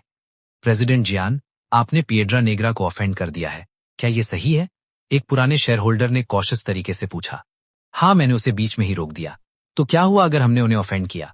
हियान आज तक अपनी स्ट्रेंथ से यहां तक पहुंचा है, किसी की चमचागिरी करके नहीं। वो कुछ नहीं बोला, लेकिन उसकी आंखों में टेंशन थी। अगले 2 हफ्तों में इन लैंग ने कई मूव्स किए। उसने कुछ माइनॉरिटी शेयर होल्डर्स के साथ अलायंस बनाया। वो बार बार बोर्ड में इश्यूज रेज करता रहा। उसने मीडिया का यूज करके जियान फैमिली के कॉन्फ्लिक्ट्स की न्यूज फैलाई ताकि स्टॉक प्राइस गिर जाए। उसने सीक्रेटली कंपनी के सीनियर एग्जीक्यूटिव से कांटेक्ट किया और उन्हें हाई सैलरी ऑफर की। उसके टैक्टिक्स खत्म होने वाले नहीं थे, लेकिन सब कुछ मेरी एक्सपेक्टेशंस के अंदर था। ब्रदर, इन लैंग फिर से डायरेक्टर वैंग से कांटेक्ट कर रहा है। जियान रूसॉन रिपोर्ट लेकर आया। ऑफर डबल सैलरी का है। डायरेक्टर वैंग का क्या एटीट्यूड है? उसने एक्सेप्ट नहीं किया, लेकिन रिजेक्ट भी नहीं किया। जियान रूसॉन ने फ्राउन किया। मुझे डर है वो उसे मना लेंगे। नहीं, मैंने सिर हिला दिया। डायरेक्टर वैंग 10 साल से मेरे साथ है, उसे पता है किसको फॉलो करना चाहिए। लेकिन रूसॉन, याद रखो, इस दुनिया में जो चीजें पैसे से खरीदी जा सकती हैं वो बेकार होती हैं। जो सच में वैल्यूएबल होता है वो लोगों के दिल होते हैं। जियान रूसॉन ने सोचकर सिर हिलाया। तो अब हम क्या करें? क्या इन लैंग लोगों को छीनना नहीं चाहता? तो उसे करने दो। क्या मतलब? उसे लगने दो कि उसने लोगों को ले लिया, और फिर सबसे क्रिटिकल मोमेंट में ये लोग उसे सरप्राइज देंगे। जियान रूसॉन की आंखें चमक उठी। ब्रदर, तुम डबल एजेंट्स की बात कर रहे हो? स्मार्ट। मैं मुस्कुराया। लेकिन ये सिर्फ पहला स्टेप है, असली फेटल ब्लो अभी बाकी है। उस रात मैं स्टडी में डॉक्यूमेंट्स रिव्यू कर रहा था, तभी डोरबेल बजी। मैं दरवाजा खोलने गया और देखा सू किनियो बाहर खड़ी थी। वो व्हाइट ड्रेस में थी, बाल खुले हुए थे और चेहरा पेल था। वो पहले वाली ब्राइट लड़की से बिल्कुल अलग लग रही थी। तुम यहाँ क्या कर रही हो? मैं तुमसे बात करना चाहती हूँ। उसकी आवाज धीमी थी और उसमें गिल्ट था। क्या मैं अंदर आ सकती हूँ? मैं साइड में हटा और उसे अंदर आने दिया। सू किनियो ने रूम में एंटर करके इधर उधर देखा। उसकी आंखों में नॉस्टैल्जिया था। यहाँ सब कुछ सेम है, बैठो। मैं काउच पर बैठ गया। क्या बात है? वो मेरे सामने खड़ी थी, सिर झुका हुआ, उंगलियां आपस में जुड़ी हुई। हियान, मुझे माफ करो। तुम ये पहले भी कह चुकी हो, लेकिन पिछली बार मैं झूठ बोल रही थी। इस बार मैं सच कह रही हूं। उसने ऊपर देखा, आंखें लाल थीं। मैं चुप रहा और उसे बोलने दिया। वो इंसान नहीं है। उसकी आवाज कांप रही थी। वो मुझे यूज कर रही है, मेरे फादर को यूज कर रही है, सबको यूज कर रही है। उसने प्रॉमिस किया था फैमिली को क्राइसिस से बचाने का, लेकिन शेयर्स मिलते ही वो बदल गई। मेरे फादर की कंपनी उसने ले ली। अब वो मुझे भी नहीं छोड़ रही। मैं थोड़ा सीरियस हो गया। क्या मतलब? वो चाहती है कि मैं उससे शादी करूं ताकि वो लीगली सब कुछ ले सके। मैं चुप हो गया। क्या तुम मेरी हेल्प करोगी? मुझे पता है मेरे पास हक नहीं है तुमसे कुछ मांगने का। सू किनियो अचानक घुटनों पर बैठ गई। लेकिन मेरे पास कोई और रास्ता नहीं है। हियान, प्लीज मेरी हेल्प करो। मैं उसे देखता रहा। मुझे ज्यादा कुछ फील नहीं हुआ। पहले वो मेरी फियांसी थी जिसे मैं प्यार करता था, अब वो सिर्फ एक हेल्पलेस इंसान है। उठो। घुटनों पर बैठने से कुछ सॉल्व नहीं होता। वो धीरे से खड़ी हुई। क्या तुम मेरी हेल्प करोगी? मैं तुम्हारी हेल्प नहीं कर रहा। मैं काउच पर बैठ गया। मैं अपनी हेल्प कर रहा हूं। इन लैंग मेरा एनिमी है। मेरे एनिमी का एनिमी मेरा फ्रेंड होता है। ये लॉजिक तुम समझती हो ना? उसने आंसू पोंछे। मुझे क्या करना होगा? वापस जाओ इन लैंग के पास। वो शॉक हो गई। क्या? उसके पास जाओ और उसकी आंख और कान बनो। मुझे उसकी हर मूव पता होनी चाहिए। लेकिन वो पकड़ लेगा, इसलिए तुम्हें केयरफुल रहना होगा। मैं विंडो के पास गया। मैं तुम्हें बेकार में ये सब नहीं करवाऊंगा। काम खत्म होने के बाद सू फैमिली की प्रॉपर्टी मैं तुम्हें वापस दिलवाऊंगा। वो काफी देर तक चुप रही, फिर उसने सिर हिलाया। ठीक है, मैं करूंगी। एक और बात। मैंने मुड़कर देखा। मुझे हियान मत बुलाओ। तो क्या बुलाऊं, बॉस? हियान। वो एक सेकंड के लिए शॉक हुई, फिर हल्की सी मुस्कुराई। ठीक है बॉस हियान। उसके जाने के बाद जियान रूसॉन ऊपर से नीचे आया। क्या उसने सब कुछ बता दिया? हाँ। मैं काउच पर बैठ गया। तुम्हें क्या लगता है वो क्रेडिबल है? उसने मेरे पास बैठकर कहा। पिछली बार उसने तुम्हें चीट किया था। मैं अभी तक उसका हिसाब नहीं लिया। क्रेडिबल हो या ना हो फर्क नहीं पड़ता। मैंने सिर हिला दिया। इंपॉर्टेंट ये है कि वो यूजफुल है। क्या तुम्हें डर नहीं लगता वो एक्सपोज हो जाएगा? लगता है। मैं मुस्कुराया। इसलिए मैं बैकअप प्लान रखता हूं। ब्रदर, क्या तुमने ये सब पहले से प्लान किया था? कोई फ्यूचर परफेक्टली प्रेडिक्ट नहीं कर सकता। मैं बस पहले से प्रिपेयर करता हूं। 3 महीने पहले मैंने किसी को इन लैंग इन्वेस्टिगेट करने भेजा था। मैंने फोन निकाला और एक फाइल दिखाई। उसने वॉल स्ट्रीट में जो किया वो उसे ट्रबल में डालने के लिए काफी है। जियान रूसॉन ने देखा, उसकी आंखें बड़ी होती गईं। ये सब सच है? बिल्कुल सच। फिर तुमने पहले क्यों नहीं यूज किया? टाइम सही नहीं था। अब टाइम आ गया है। अगले दिन मैंने इनलैंग से मीटिंग सेट की। एक प्राइवेट क्लब चूज किया मीटिंग के लिए। टेंशन मत लो, मैंने सब पहले से प्रिपेयर किया है। कैसी प्रिपरेशन? 3 महीने पहले मैंने इनलैंग का बैकग्राउंड इन्वेस्टिगेट करवाया था। मैंने अपना फोन खोला और एक फाइल निकाली। सब कुछ रेडी था। वॉल स्ट्रीट ने उसने जो कुछ भी किया था वो उसको ट्रबल में डालने के लिए काफी था। ह्यान रूसोंग पास आया देखने के लिए। उसकी आंखें बड़ी हो गईं। क्या ये रियल है? बिल्कुल। तो तुमने इससे पहले बाहर क्यों नहीं निकाला? सही वक्त नहीं था। मैंने फोन साइड में रख दिया। अब वक्त आ गया है। नेक्स्ट डे मैं इनलैंग से मिला। मैंने मीटिंग के लिए एक प्राइवेट क्लब चुना। शांति और प्राइवेसी थी वहां। इनलैंग टाइम पर पहुंच गया। उसने एक टेलर्ड सूट पहना था, एकदम एनर्जी और वाइटैलिटी से भरा हुआ। मिस्टर ह्यान, ये तो कमाल है कि आपने खुद मुझे इनवाइट किया। वो मेरे सामने बैठ गया। आपने शायद अच्छे से सोच लिया होगा। किस बारे में? किल्स प्रपोजल एक्सेप्ट करने के लिए। चिन ने अपना टी कप उठाया। जो वक्त को समझता है वही वाइज मैन होता है। मिस्टर ह्यान, आप एक इंटेलिजेंट मैन हैं। आपको पता होना चाहिए क्या चूज करना है। मैं स्माइल किया पर कोई आंसर नहीं दिया। मिस्टर इन, आपने 5 साल तक वॉल स्ट्रीट में काम किया है। आपको एक फ्रेज पता होनी चाहिए। कौन सी फ्रेज? अगर आप इसमें घुसे तो देर सवेर आपको पे करना पड़ेगा। इनलैंग का फेस बदल गया। तुम्हारा मतलब क्या है?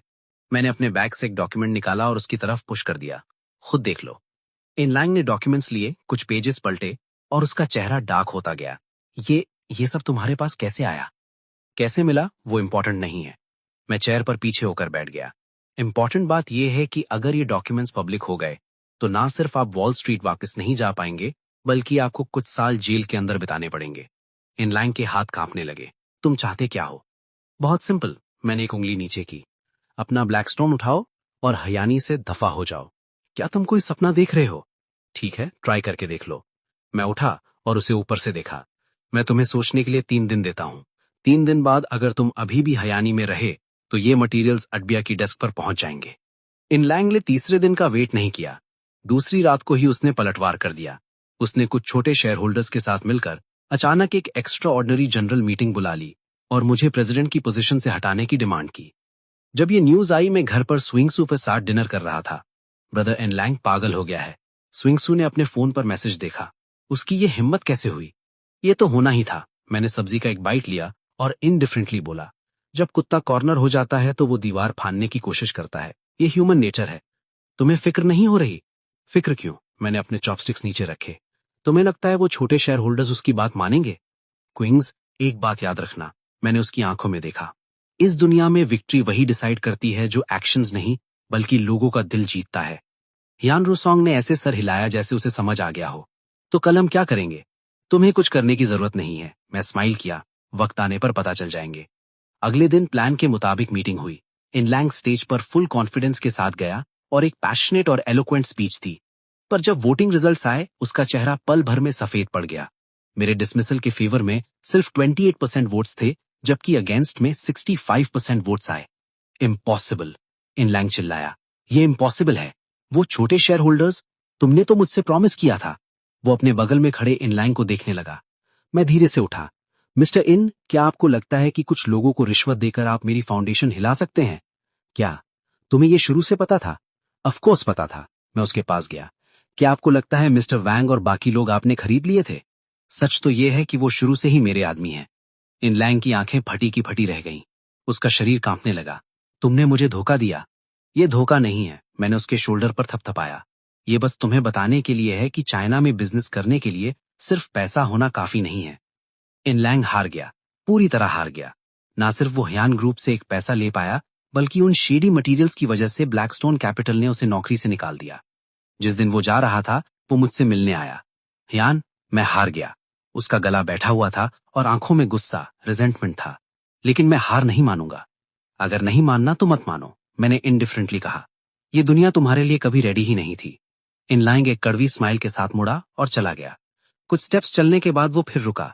स्विंगसू के बारे में तुमने ही प्लान किया था ना? क्या? अनजान मत बनो। उसने सर घुमाया। वो तुम्हारे लिए जासूसी करने मेरे पास वापस आई थी। तुम्हें लगता है मुझे नहीं पता था? मैं कुछ नहीं कहा, पर मैं उसे ब्लेम नहीं करता। इनलैंग की टोन में था। मैं पहला था जिसने फायदा उठाया। एक हेल्प के बदले दूसरी हेल्प, हम बराबर हैं। ये कहकर वो बिना पीछे देखे चला गया। हियान रूसोंग साइड से आई और मेरा हाथ पकड़ लिया। ब्रदर, वो इतना बुरा भी नहीं लग रहा। एक विलन के माथे पर विलन नहीं लिखा होता, पर हाँ, वो इतना बुरा भी नहीं है। तो अब क्या? उसको सजा मिल चुकी है। मैंने सर हिलाया। ब्लैकस्टोन से निकाले जाने के बाद इस सर्कल में वो अपनी पूरी लाइफ में कभी रिकवर नहीं कर पाएगा। हियान रूसोंग थोड़ी देर साइलेंट रही, फिर मेरे शोल्डर पर सर रखा। ब्रदर, मुझे बताओ, स्विंगसू, शायद वो इस बारे में बाद में बात करेंगे। मैंने उसे बीच में ही टोक दिया। अभी सबसे इंपॉर्टेंट तुम और ये बच्चा हो। हियान रूसोंग ब्लश करने लगी। उसने मुझे हल्का सा मारा। पागल कहीं के। मैं हंसने लगा। इनलाइन के जाने के बाद दिन ऐसे थे जैसे तूफान के बाद समुद्र, एकदम शांत, जो रियल नहीं लग रहा था। कंपनी नॉर्मल चल रही थी, स्टॉक प्राइस स्टेडी हो रहा था, वो शेयर होल्डर्स भी शांत हो गए थे। पर मुझे पता था ये शांति ज्यादा दिन नहीं रहेगी। ब्रदर, क्या सोच रहे हो? हियान रूसोंग फ्रूट सैलेड लेकर कमरे में आई। वो मेरे सामने बैठ गई। उसका बेली अब थोड़ा बाहर दिखने लगा था। प्रेगनेंसी की वजह से उसे काफी सफर करना पड़ रहा था, पर उसकी स्माइल अच्छी थी। कुछ नहीं, मैंने फोक लिया और एप्पल का पीस खाया। बस मुझे लग रहा है कि ये कुछ ज्यादा ही शांत है। शांत होना अच्छी बात नहीं है। इन लाइन के पीछे कोई और है, मैंने एप्पल चबाते हुए धीरे से कहा। वो वॉल स्ट्रीट से वापस आया है। वो इतने रिसोर्सेस कैसे मोबिलाइज कर सकता है? पक्का पीछे कोई इन्वेस्टर है। हियान रूसोंग ने फ्राउन किया। तुम्हारा मतलब कोई अभी भी छुपा हुआ है? हाँ। मैंने फोक नीचे रखा। और ये इंसान इन लैंग से ज्यादा खतरनाक हो सकता है। हियान रूसोंग थोड़ी देर साइलेंट रही और अचानक बोली, ब्रदर, एक बात है जो मैंने तुम्हें नहीं बताई है। क्या? तुम्हें हे युन फेई के बारे में याद है? मैं एक मोमेंट के लिए सुन हो गया। हे युन फेई, मैंने ये नाम बहुत टाइम से नहीं सुना था। एक कॉलेज क्लासमेट, पुराना राइवल और एक लूजर। उससे क्या हुआ? वो देश वापस आ चुकी है। हियान रूसोंग का एक्सप्रेशन सीरियस हो गया। और आजकल वो हमारी कंपनी के लोगों से कांटेक्ट कर रही है। हे युन फेई की बात करें तो कॉलेज के दिनों से शुरू करना पड़ेगा। तब वो और मैं बिजनेस स्कूल के टॉप स्टूडेंट्स थे। हम हर साल फर्स्ट प्लेस के लिए compete करते थे, पर वो हमेशा सेकंड आती थी। सारे स्कॉलरशिप्स, ऑनर्स और अपॉर्चुनिटीज मुझे मिलती थी। वो मुझसे नफरत करती है। ग्रेजुएशन के साल उसने पूरी क्लास के सामने कहा था, हियान, एक दिन मैं तुम्हें अपने सामने घुटनों पर ले आऊंगी। उस वक्त सिर्फ मैं हंसा था और ध्यान नहीं दिया था। अब लगता है मैंने उसकी ऑब्सेशन को कम समझा था। वो कब वापस आई? मैंने पूछा। लगभग आधा महीना पहले। हियान रूसोंग ने फोन निकालकर कुछ इन्फो दिखाई। वो अब कैपिटल सिमा नाम की एक इन्वेस्टमेंट कंपनी की सीईओ है और इसके पीछे फॉरेन फाइनेंसिंग है। 15 दिन। मैं सोचने लगा, तुमने मुझे अभी क्यों बताया? क्योंकि पहले मैं श्योर नहीं थी। हियान रूसोंग ने अपना लिप काटा। मुझे लगा वो सिर्फ करियर के लिए वापस आई है, पर मुझे पता चला कि वो जिन लोगों से मिलती है वो सब इनलैंग से जुड़े हैं। तो तुम कह रही हो कि इनलैंग के पीछे हे युन फेई है? श्योर नहीं हूं, पर पॉसिबिलिटी है। उसने मुझे फोन पकड़ाया। देखो, ये हे युन फेई और इनलैंग की फोटो है, 3 महीने पुरानी। फोटो में दोनों एक लग्जरी रेस्टोरेंट में बैठे बातें कर रहे थे। 3 महीने पहले ही इनलैंग ने हियान शेयर्स लेने का प्लान शुरू किया था। मैंने फोन नीचे रखा, चेयर पर पीछे होकर बैठ गया। इंटरेस्टिंग। तो ब्रदर, अब क्या करोगे? मैं क्या करूंगा? मैं स्माइल किया। जब एक पुराना दोस्त आया है तो उसकी खिदमत तो करनी पड़ेगी। नेक्स्ट आफ्टरनून मैं ऑफिस में डॉक्यूमेंट्स देख रहा था। सेक्रेटरी साउली ने नॉक किया और अंदर आई। प्रेसिडेंट हियान, एक लेडी आपसे मिलना चाहती हैं। वो कह रही हैं कि वो आपकी पुरानी दोस्त है। पुरानी दोस्त? मैं सोच ही रहा था कि साउली के पीछे से एक औरत बाहर आई। हियान, लॉन्ग टाइम नो सी। मैं दंग रह गया। डोर पर एक 30 ईयर ओल्ड औरत खड़ी थी। उसने एक परफेक्ट ब्लैक सूट पहना था, बाल खुले थे और फीचर्स बड़े डेलिकेट थे। वो बहुत एफिशिएंट लग रही थी। ये वही थी, लिन वे, यूनिवर्सिटी की सीनियर सिस्टर और हे युन फेई की एक्स गर्लफ्रेंड। सीनियर सिस्टर लिन, मैं उठा। आप यहाँ कैसे? क्या हो रहा है? क्या मेरा वेलकम नहीं करोगी? लिन वे स्माइल करते हुए अंदर आई और काउच पर बैठ गई। मुझे लगा तुम मुझे मिस करोगी। मैंने साउली को 2 कप चाय लाने को कहा। मैं लिन वे के सामने बैठ गया। आप तो अब्रॉड थी, कब वापस आई? Last month. लिन वे ने चाय की एक सिप ली। मैंने सुना तुमने क्वीन को खत्म कर दिया। मैं खास तौर पर तुमसे मिलने आई हूँ। क्या आप भी क्वीन को जानती हैं? जानती हूँ। उसने टी कप नीचे रखा। हम काफी क्लोज हैं। वो रुकी। उसका लुक डीप हो गया। हियान सिन, इस बार मैं तुम्हें एक चीज रिमाइंड कराने आई हूँ। क्या चीज? हे युन फेई अकेले वापस नहीं आई है। उसके पीछे एक इंटरनेशनल कंसोर्टियम है। उस कंसोर्टियम की पावर तुम्हारी सोच से कहीं ज्यादा है। मैं सोफे पर पीछे होकर बैठ गया और उसे देखने लगा। आप मुझे ये सब क्यों बता रही हैं? क्योंकि मैं तुम्हें हारते हुए नहीं देखना चाहती। लिन वे का लुक बहुत सिंसियर था। मुझे पता है तुम्हारा और हे युन फेई का पुराना झगड़ा। वो ऐसी इंसान है जो क्रूएल है और किसी भी हद तक जा सकती है। तो क्या आपको फिक्र है कि मैं उसका मुकाबला नहीं कर पाऊंगा? ये फिक्र नहीं है, ये सर्टेनिटी है। यान, क्या तुम्हें पता है उसके पीछे कौन सा कंसोर्टियम है? कौन? ब्लैकस्टोन कैपिटल की पेरेंट कंपनी। मेरी उंगलियां रुक गईं। ब्लैकस्टोन कैपिटल की पेरेंट कंपनी। ये पूरी तरह से सही नहीं है। लिनवे ने शायद मेरे थॉट्स पढ़ लिए थे। वही बात है, ग्लोबल कैपिटल मार्केट में मॉर्गन फैमिली ही सब कुछ कंट्रोल करती है। मैं थोड़ी देर साइलेंट रहा। इसका मतलब इनलैंग तो बस एक मोहरा था। असली लड़ाई तो यूनफेई के साथ होनी है, हालांकि पूरी तरह से नहीं। लिंगवेई उठी और विंडो के पास गई। यूनफेई तुमसे कन्फ्रंट करना चाहती है और मॉर्गन फैमिली चाइनीज मार्केट में घुसना चाहती है। बस दोनों को एक दूसरे की जरूरत है।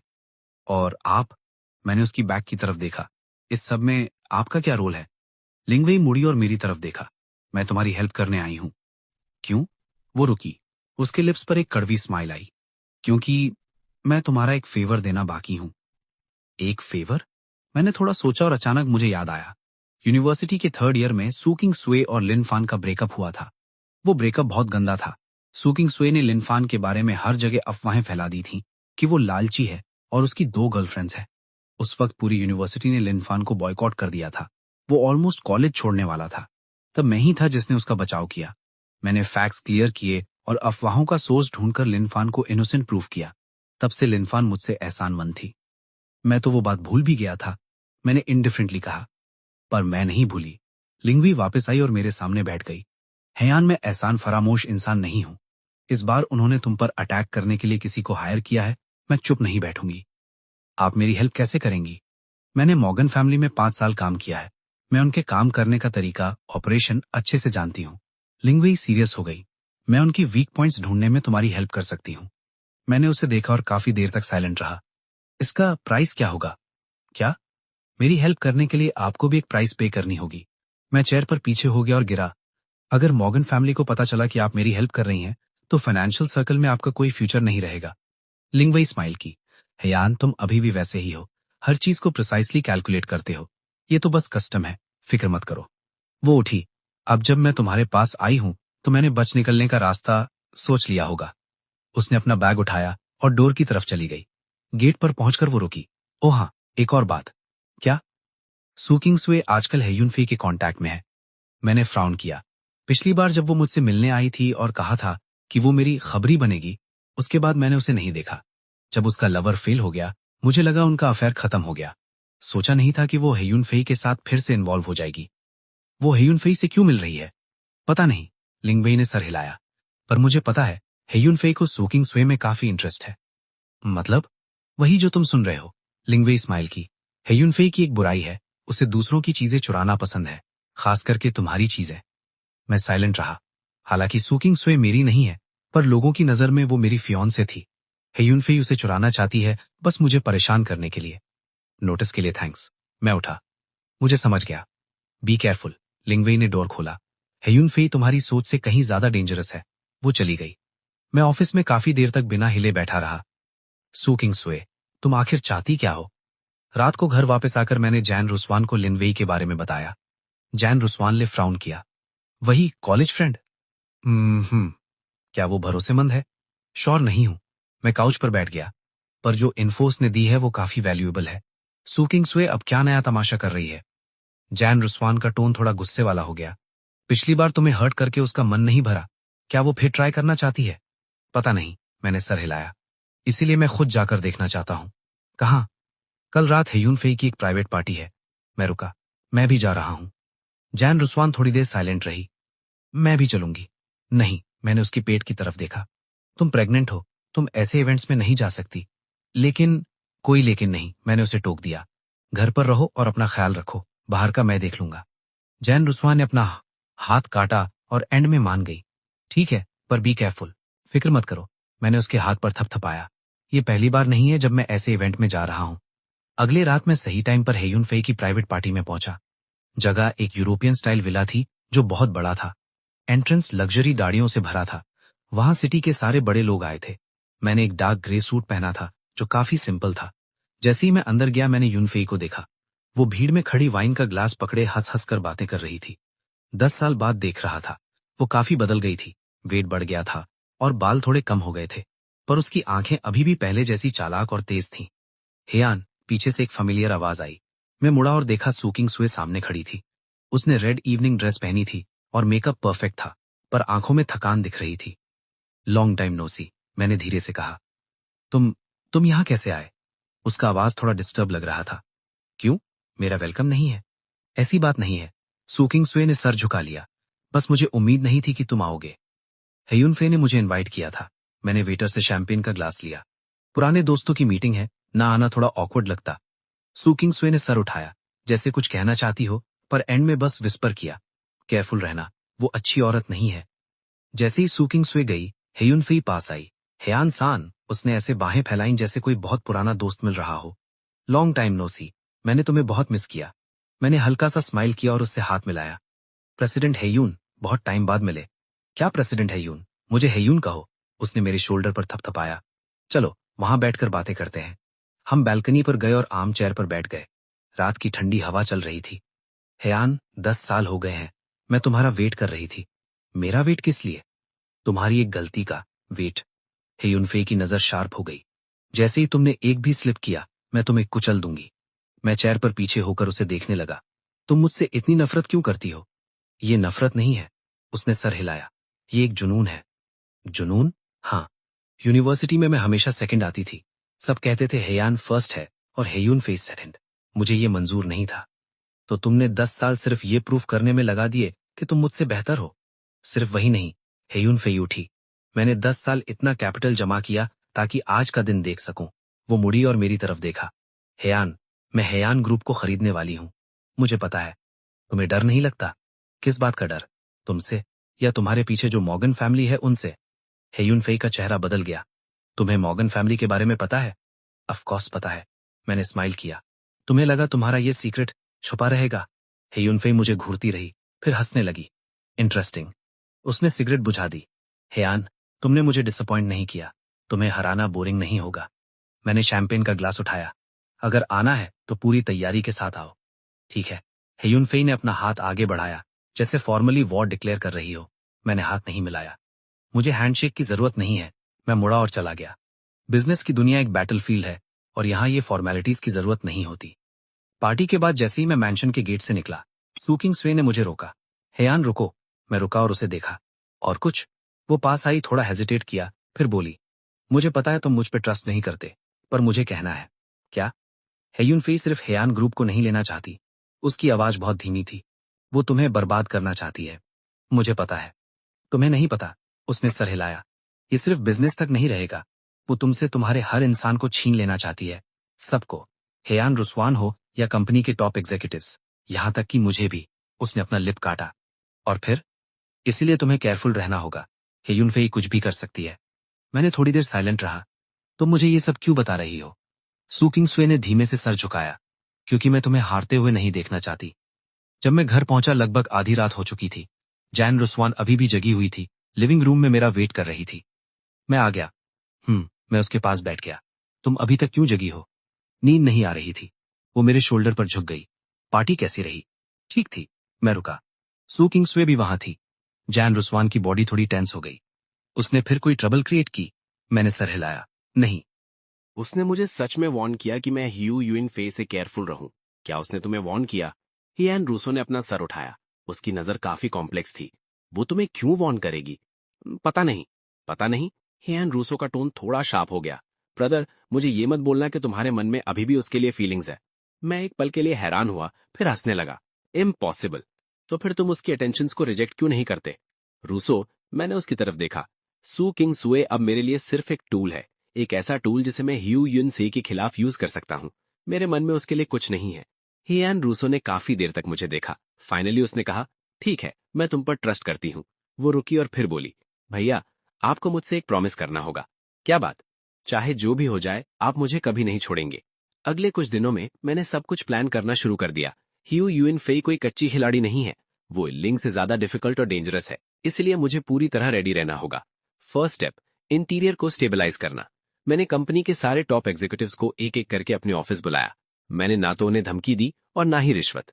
मैंने बस उन्हें ऑनेस्टली सच बताया। ह्यू यूइन फे हियान ग्रुप को खरीदना चाहती है। आपके पास चॉइस है, या तो रुकिए या जा सकते हैं। मैं चेयर पर पीछे झुक गया। जो रुकेंगे, मैं उन्हें डिसअपॉइंट नहीं करूंगा। जो जाएंगे, मुझे उनकी परवाह नहीं। रिजल्ट मेरी उम्मीद से बेहतर था। एक भी सीनियर एग्जीक्यूटिव ने जाने का नहीं सोचा। उन्होंने भी नहीं जिनसे इन लैंग ने पहले कांटेक्ट किया था। सब रुक गए। प्रेसिडेंट हुआंग, हमने इतने साल आपको फॉलो किया है, वो बेकार नहीं जाएगा। प्रेसिडेंट हुआंग ने सबकी तरफ से बोला, आपका एक इशारा काफी है, हम आग में भी कूद जाएंगे। मैंने अपने पुराने सबॉर्डिनेट्स को देखा और मेरे दिल में एक गर्मी, वार्मथ महसूस हुई। ठीक है, तो मिलकर करते हैं। सेकंड स्टेप, शेयर होल्डर्स को संभालना। अगर ह्यू युइन फे को कंपनी चाहिए तो उसे शेयर होल्डर्स से शेयर्स खरीदने होंगे।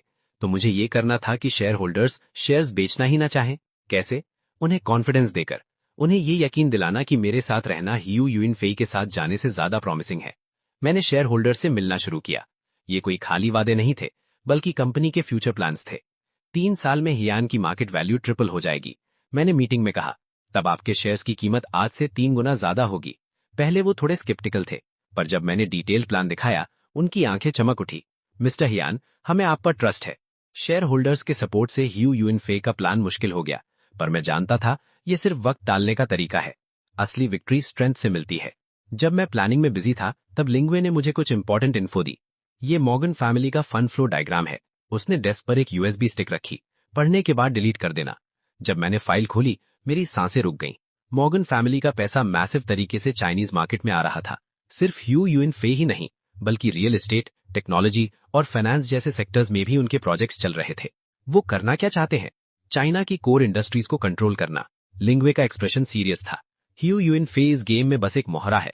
अगर तुमने उसे हरा भी दिया तो वो कोई दूसरा ले आएंगे। इसीलिए ह्यू युइन फे से निपटना सिर्फ ऊपरी इलाज है, जड़ से खत्म नहीं करना। यस, लिंग्वे ने सर हिलाया। अगर प्रॉब्लम सॉल्व करनी है तो मॉर्गन फैमिली की फाइनेंसिंग चेन को सोर्स से ही काटना होगा। उनके इलीगल ऑपरेशंस कैसे ढूंढे? मैंने पूछा। लिंग्वे ने अपनी आवाज धीमी की। मॉर्गन फैमिली का सारा पैसा साफ नहीं है। मैं काफी देर तक साइलेंट रहा। आपने 5 साल उनके साथ काम किया है, आपके पास उनके खिलाफ कुछ कॉम्प्रोमाइजिंग जरूर होगा। लिंग्वे ने कोई जवाब नहीं दिया। आप मेरे पास सिर्फ एहसान चुकाने के लिए तो नहीं आई है ना? लिंग्वे स्माइल की। हियान, तुम अभी भी बहुत स्मार्ट हो। उसने अपने पर्स से एक एनवेलप निकाला और टेबल पर रखा। इसके अंदर मॉर्गन फैमिली के पिछले 5 साल के ऐसे रिकॉर्ड्स हैं जो उन्हें बर्बाद कर सकते हैं। आप मुझे ये क्यों दे रही हैं? क्योंकि मुझे बदला चाहिए। लिंग्वे की नजर ठंडी हो गई। मैंने उनके लिए बिलियंस कमाए, पर एंड में उन्होंने मुझे लात मारकर निकाल दिया। उन्होंने ब्रेकअप कॉम्पनसेशन के नाम पर सिर्फ 1 मिलियन दिया। तो आप उनसे नफरत करती हैं? नफरत नहीं, उसने सर हिलाया, पर मैं अपना हक वापस लेकर रहूंगी। लिंग्वे के जाने के बाद मैंने एनवेलप खोला। उसके अंदर की इन्फो मेरी सोच से ज्यादा एक्सप्लोजिव थी। मॉर्गन फैमिली सिर्फ फाइनेंसिंग प्रॉब्लम्स में ही नहीं, बल्कि कुछ ग्रे एरिया ऑपरेशंस में भी इन्वॉल्व थी। अगर ये पब्लिक हो गया तो वो चाइना में हिल भी नहीं पाएंगे। पर मुझे पता था ये डबल एज्ड स्वॉर्ड है। ठीक से यूज किया तो दुश्मन खत्म, नहीं तो खुद को चोट लग सकती है। मुझे बहुत कॉशियस रहना था। ब्रदर, क्या देख रहे हो? जॉन रूसो अंदर आई। टेबल पर मटेरियल्स देखकर उनका चेहरा बदल गया। ये सब क्या है? ह्यू युइन फे से निपटने के हथियार, पर ये एक हॉट पोटैटो की तरह है। मतलब अगर ये एक्सपोज हुआ तो मॉर्गन फैमिली बहुत बुरी तरह रिटेलिएट करेगी। तब ना सिर्फ मैं, बल्कि तुम और बच्चा भी डेंजर में होगे। जॉन रूसोन ने थोड़ी देर साइलेंट रहा, फिर उसने फर्म नजर से मेरी तरफ देखा। ब्रदर, मैं डरती नहीं हूं। मैंने उसका हाथ पकड़ा। मैं तुम्हें रिस्क में नहीं डाल सकता, इसीलिए हमें प्रोटेक्ट करके रखो। जॉन रूसोन ने मेरा हाथ वापस दबाया। मुझे तुम पर ट्रस्ट है। 1 हफ्ते बाद ह्यू युइन फे ने फॉर्मली हियान कॉर्पोरेशन को खरीदने का ऑफर दे दिया। प्राइस बहुत अच्छी थी, एकदम सिंसियर ऑफर। न्यूज आते ही पूरा बिजनेस वर्ल्ड शॉक में था। मीडिया हर जगह यही कवर कर रही थी। शेयर होल्डर्स भी डाउट करने लगे। आखिर 50% प्रीमियम मिल रहा है, कौन लालचेगा नहीं? प्रेसिडेंट हुआंग, अब हम क्या करें? प्रेसिडेंट हुआंग भागते हुए ऑफिस आए। कुछ शेयर होल्डर्स ने ह्यू युइन फे से कांटेक्ट कर लिया है। कोई जल्दी नहीं है। मैं चेयर पर पीछे झुक गया। उन्हें कांटेक्ट करने दो। पर प्रेसिडेंट हुआंग, आपने इतने साल मेरे साथ काम किया है, क्या मुझे कभी हारते देखा है? बॉस हुआंग थोड़ी देर कंफ्यूज हुए, फिर स्माइल किया। बात तो सही है। उनके जाने के बाद मैंने अपना फोन निकाला और एक नंबर डायल किया। क्या तुम तैयार हो? दूसरी तरफ से एक पक्की आवाज आई। रेडी, हम कभी भी एक्शन ले सकते हैं। ठीक है, शुरू करते हैं। अगले दिन फाइनेंशियल सर्कल में एक बॉम्ब फटा। जुंडिन कैपिटल इलीगल ऑपरेशंस में इन्वॉल्व है और रेगुलेटर्स उनकी इन्वेस्टिगेशन कर रहे हैं। न्यूज आते ही ह्यू युइन फे का एक्विजिशन प्लान रुक गया। शेयर होल्डर्स अब बेचने से डरने लगे, क्योंकि अगर इन्वेस्टर ही इन्वेस्टिगेट हो रहा है तो उनका पैसा फ्रीज हो सकता है। तब शेयर्स बेचकर भी पैसा नहीं मिलेगा। हियान, तुम बहुत क्रूएल हो। ह्यू युइन फे का कॉल आया। उसकी आवाज गुस्से से भरी थी। मैं यही सोच रहा था, तुम कोई सेंट नहीं हो। तुम्हें लगा तुम मुझे ऐसे रोक लोगी? मैं तुम्हें रोक पाऊंगा या नहीं ये तुम डिसाइड नहीं करोगी। युइन फे, मैं एडवाइस देता हूं कि हार मान लो। अभी मान लोगी तो इज्जत से जा पाओगी। तुम सपने देखते रहो। कॉल कट गया। ह्यू युइन फे इतनी आसानी से हार मानने वाली नहीं थी। मुझे लगा इन्वेस्टिगेशन की वजह से वो शांत बैठेगी, पर उसने ऐसा काउंटर अटैक किया जिसने सबको हैरान कर दिया। उस सुबह साउली ऑफिस में भागते हुए आई। बॉस यान, कुछ गड़बड़ हो गई है। क्या हुआ? ह्यू यूइन फे ने मीडिया में एक डॉक्यूमेंट पब्लिश किया है आपके बारे में। साउली ने मुझे टैबलेट दिया। रिपोर्ट का हेडलाइन था, हियान सन, एक झूठा यंग मास्टर जिसने हियान की एसेट्स पर कब्जा कर लिया। उसमें लिखा था कि मैंने अपना फेक आइडेंटिटी यूज करके सीक्रेटली हियान का पैसा अपने लिए ट्रांसफर किया है। साथ में कुछ फेक एविडेंस भी लगा दिए थे। मैंने टैबलेट नीचे रखा और स्माइल किया। बस इतना ही। प्रेसिडेंट हियान, आपको गुस्सा नहीं आ रहा? साउली ने धीरे से पूछा। गुस्से का क्या फायदा? मैं उठा। ऐसे वक्त में हमें अपना कूल नहीं खोना चाहिए। तो अब हम क्या करें? पहले पब्लिक का रिएक्शन देखते हैं। इस रिपोर्ट ने इंटरनेट पर तबाही मचा दी थी। फॉल्स यंग मास्टर फैमिली की दौलत हड़प रहा है। ये टॉपिक बहुत एक्सप्लोजिव था। इंटरनेट पर हर जगह यही सर्च हो रहा था। कमेंट सेक्शन तो और भी कमाल का था। कुछ लोग मुझे एहसान फरामोश यानी अनग्रेटफुल कहकर गालियां दे रहे थे। कुछ हियान फैमिली के लिए बुरा फील कर रहे थे और कुछ मजे ले रहे थे कि अमीर लोगों के झगड़े देखने में मजा आता है। ऑफ कोर्स कुछ लोग मेरे सपोर्ट में भी बोल रहे थे कि क्या कोई प्रूफ है हियान ने जब से कंपनी संभाली है उसकी वैल्यू कितनी बढ़ गई है, ये किसी ने देखा? पर कीबोर्ड वॉरियर्स की भीड़ में सपोर्ट वाली आवाजें दब गईं। यही पब्लिक ओपिनियन है। सच क्या है फर्क नहीं पड़ता, इमोशंस इंपॉर्टेंट है। मैं ऑफिस में बैठा बिना किसी एक्सप्रेशन के कमेंट्स पढ़ रहा था। साउली साइड में खड़ी मुझे ध्यान से देख रही थी। प्रेसिडेंट हियान, हमें एक स्टेटमेंट देनी चाहिए। कोई जल्दी नहीं है, पर पब्लिक का गुस्सा बढ़ता जा रहा है। वो शांत हो जाएंगे। हियान रूसॉन अपने थोड़े से बल्जिंग बेली के साथ कंपनी में आया और एक थ्रेटनिंग एटीट्यूड के साथ उसने मेरे ऑफिस का दरवाजा झटके से खोला। ब्रदर, वो बास्टर्ड गियो यूनिफेई, आप गुस्सा मत होना। मैं जल्दी से उठा और उसे पकड़ा। तुम प्रेग्नेंट हो, मैं गुस्सा कैसे ना हूं? हियान रूसोंग इतना गुस्सा था कि उसका चेहरा लाल हो गया था। उसकी हिम्मत कैसे हुई आपको ऐसे डिफेम करने की? मैंने उसे कहा और धीरे से काउच पर बिठाया। थोड़ा पानी पियो, काम डाउन। जियान रूसॉन ने पानी का कप लिया और एक सिप ली, पर वो अभी भी गुस्सा था। ब्रदर, आपका क्या प्लान है? क्या आप उसे ऐसे ही स्लैंडरिंग करने देंगे? बिल्कुल नहीं। मैं उसके सामने बैठ गया। लेकिन मैं जल्दी में काउंटर अटैक नहीं कर सकता। अभी पब्लिक ओपिनियन बहुत एक्टिव है। मैं जो भी कहूंगा लोग मुझे क्रिटिसाइज करेंगे, इसलिए अभी कुछ मत बोलो। बात करो, पर अभी नहीं। मैं थोड़ा रुका। मैं इंटेंसिटी कम होने का वेट करूंगा और फिर एविडेंस दिखाऊंगा। कौन से टेस्ट्स? मैं मुस्कुराया। मैंने ड्रॉअर से एक यूएसबी ड्राइव निकाली। जियान के पिछले कुछ सालों की फाइनेंशियल रिपोर्ट्स। हर अकाउंट एकदम क्लियर और ट्रांसपेरेंट है। मैंने यूएसबी ड्राइव हिलाई। गियो यूनफेई कहता है मैंने एसेट्स एम्बेजल किए हैं, तो अब डेटा को ही बात करने दो। जियान रूसोंग की आंखें चमक उठी। ब्रदर, क्या आप रेडी थे? Of course. 3252। मैं काउच पर लेट गया। 3253। क्या तुम्हें लगता है मैं बिना प्रिपरेशन के बैटल में जाऊंगा? लेट। लिन फिर से आया। जैसे ही वो एंटर हुआ वो सीधा पॉइंट पर आया। हियान, गियो यूनफे की ये मूव काफी क्रूअल है। ऑल राइट, मैंने उसे एक कप टी दी। ये तो एक्सपेक्टेड था। लिंग वेई ने अपनी आईब्रोज ऊपर की। आपने पहले ही गेस कर लिया था कि वो ऐसा करेगा। खुद को उसकी जगह रखकर मैं उसके सामने बैठ गया। अगर मैं उसकी जगह होता तो मैं भी स्टुपिडिटी से अटैक करता। आफ्टर ऑल मेरी आइडेंटिटी अटैक के लिए बेस्ट पॉइंट है। तो आप वरी नहीं करते? किस बात की वरी? मैं मुस्कुराया। मैं उन नेटिजन्स की फिक्र कर रहा हूं जो मुझे इंसल्ट करते हैं और हियान फैमिली के एटीट्यूड की। लिंग वेई का एक्सप्रेशन सीरियस हो गया। हियान मैंशन की मदर हियान, अगर उन्होंने इस वक्त कुछ बोला तो वो आपके लिए बहुत डेट्रीमेंटल होगा। मैं थोड़ी देर साइलेंट रहा। वो नहीं बोलेंगी। आपको कैसे पता? क्योंकि जियान फैमिली अभी भी हॉस्पिटल में है। मैंने इसे लो हीट पर कुक किया। जहां तक जियान मदर की बात है, भले ही वो मुझसे नफरत करती हैं, पर वो इस वक्त मुझे गिरते हुए देखकर लात नहीं मारेंगी। क्या आप इतने श्योर हैं?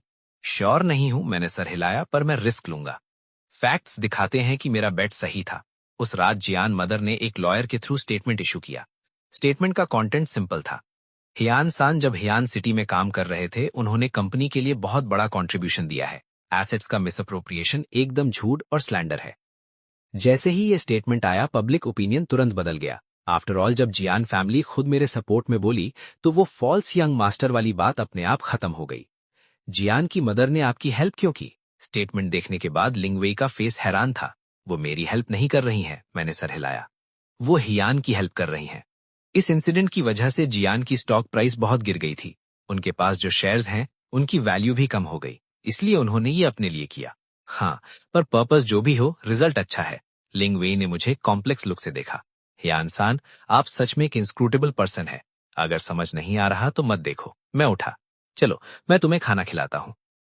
पब्लिक ओपिनियन का क्राइसिस थोड़ी देर के लिए सॉल्व हो गया, पर गियो यूनफे रुकने वाला नहीं था और उसकी सेकंड मूव जल्दी ही आई। इस बार उसने मॉर्गन फैमिली के नेटवर्क को यूज करके सप्लाई चेन पर अटैक किया। हेयान सिटी के काफी की सप्लायर्स ने अचानक से कोऑपरेशन खत्म करने का प्रपोजल दिया। रीजन दिया गया कि पेमेंट साइकिल बहुत लंबा है और कंडीशंस ठीक नहीं है। पर इन सप्लायर्स ने हमारे साथ 5 से 10 साल तक काम किया था और ये प्रॉब्लम कभी नहीं उठाई। एक इडियट भी समझ जाएगा कि गियो युनफेई मेरे पीठ के पीछे कुछ कर रहा है। प्रेसिडेंट हियान, अब हम क्या करें? परचेजिंग डिपार्टमेंट का मैनेजर पसीने पसीने था।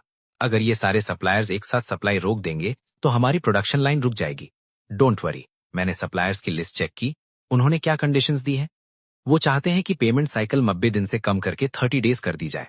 और क्या? वो परचेज प्राइस बढ़ाना चाहते हैं, एवरेज 20% इंक्रीज। मैंने लिस्ट छोड़ी। 20% इंक्रीज? वो डायरेक्ट चोरी क्यों नहीं कर लेते? हेयान सान, ये हंसने का वक्त नहीं है। परचेजिंग डिपार्टमेंट का मैनेजर रोने वाला था। मुझे पता है। मैं उठा। पहले उन सप्लायर्स को समझाओ, उन्हें बोलो कि हम कंसिडर कर रहे हैं, पर प्रोडक्शन लाइन का इशू मैं देख लूंगा।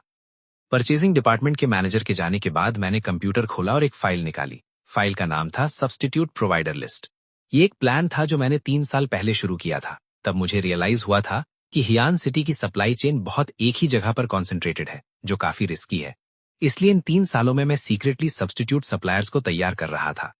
उन्हें टेक्निकल गाइडेंस दे रहा था और फाइनेंशियल सपोर्ट भी, ताकि किसी दिन अगर मेन सप्लायर को प्रॉब्लम हो, हम उन्हें तुरंत रिप्लेस कर सकें। ब्रदर, आप सच में अमेजिंग है, जियान रूसॉन ने लिस्ट देखने के बाद एडमायरिंग एक्सप्रेशन के साथ कहा।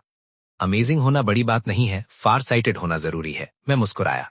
बिजनेस में सबसे डरने वाली बात यह होती है कि कोई तुम्हारी गर्दन पर नूज डाल दे। तो अब हम अपना बैकअप प्लान शुरू करेंगे। जल्दी नहीं है। पहले मैं उन सप्लायर्स को कुछ दिन वेट करवाना चाहता हूं ताकि वो थोड़ा वरी करें, और अगर वो वरी नहीं करेंगे तो मैं उन्हें वरी करवाऊंगा। मैं चेयर पर पीछे हो गया।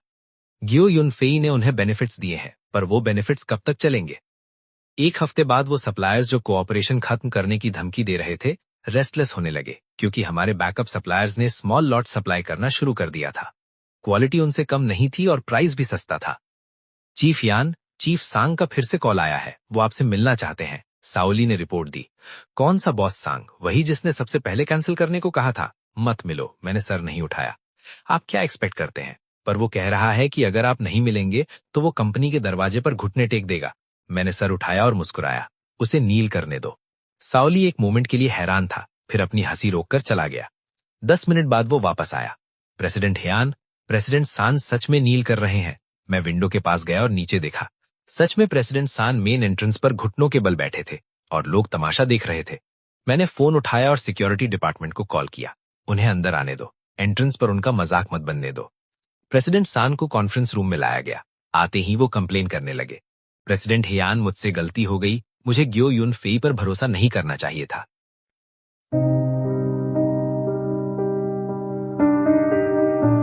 In the grey fog,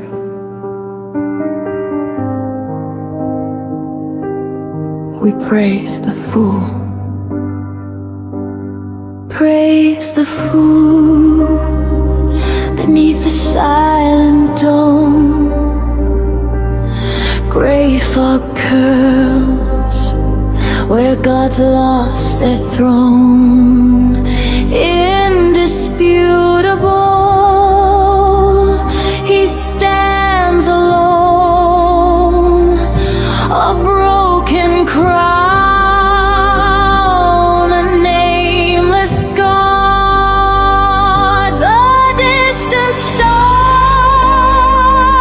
cuts through the night, cold revelation burns.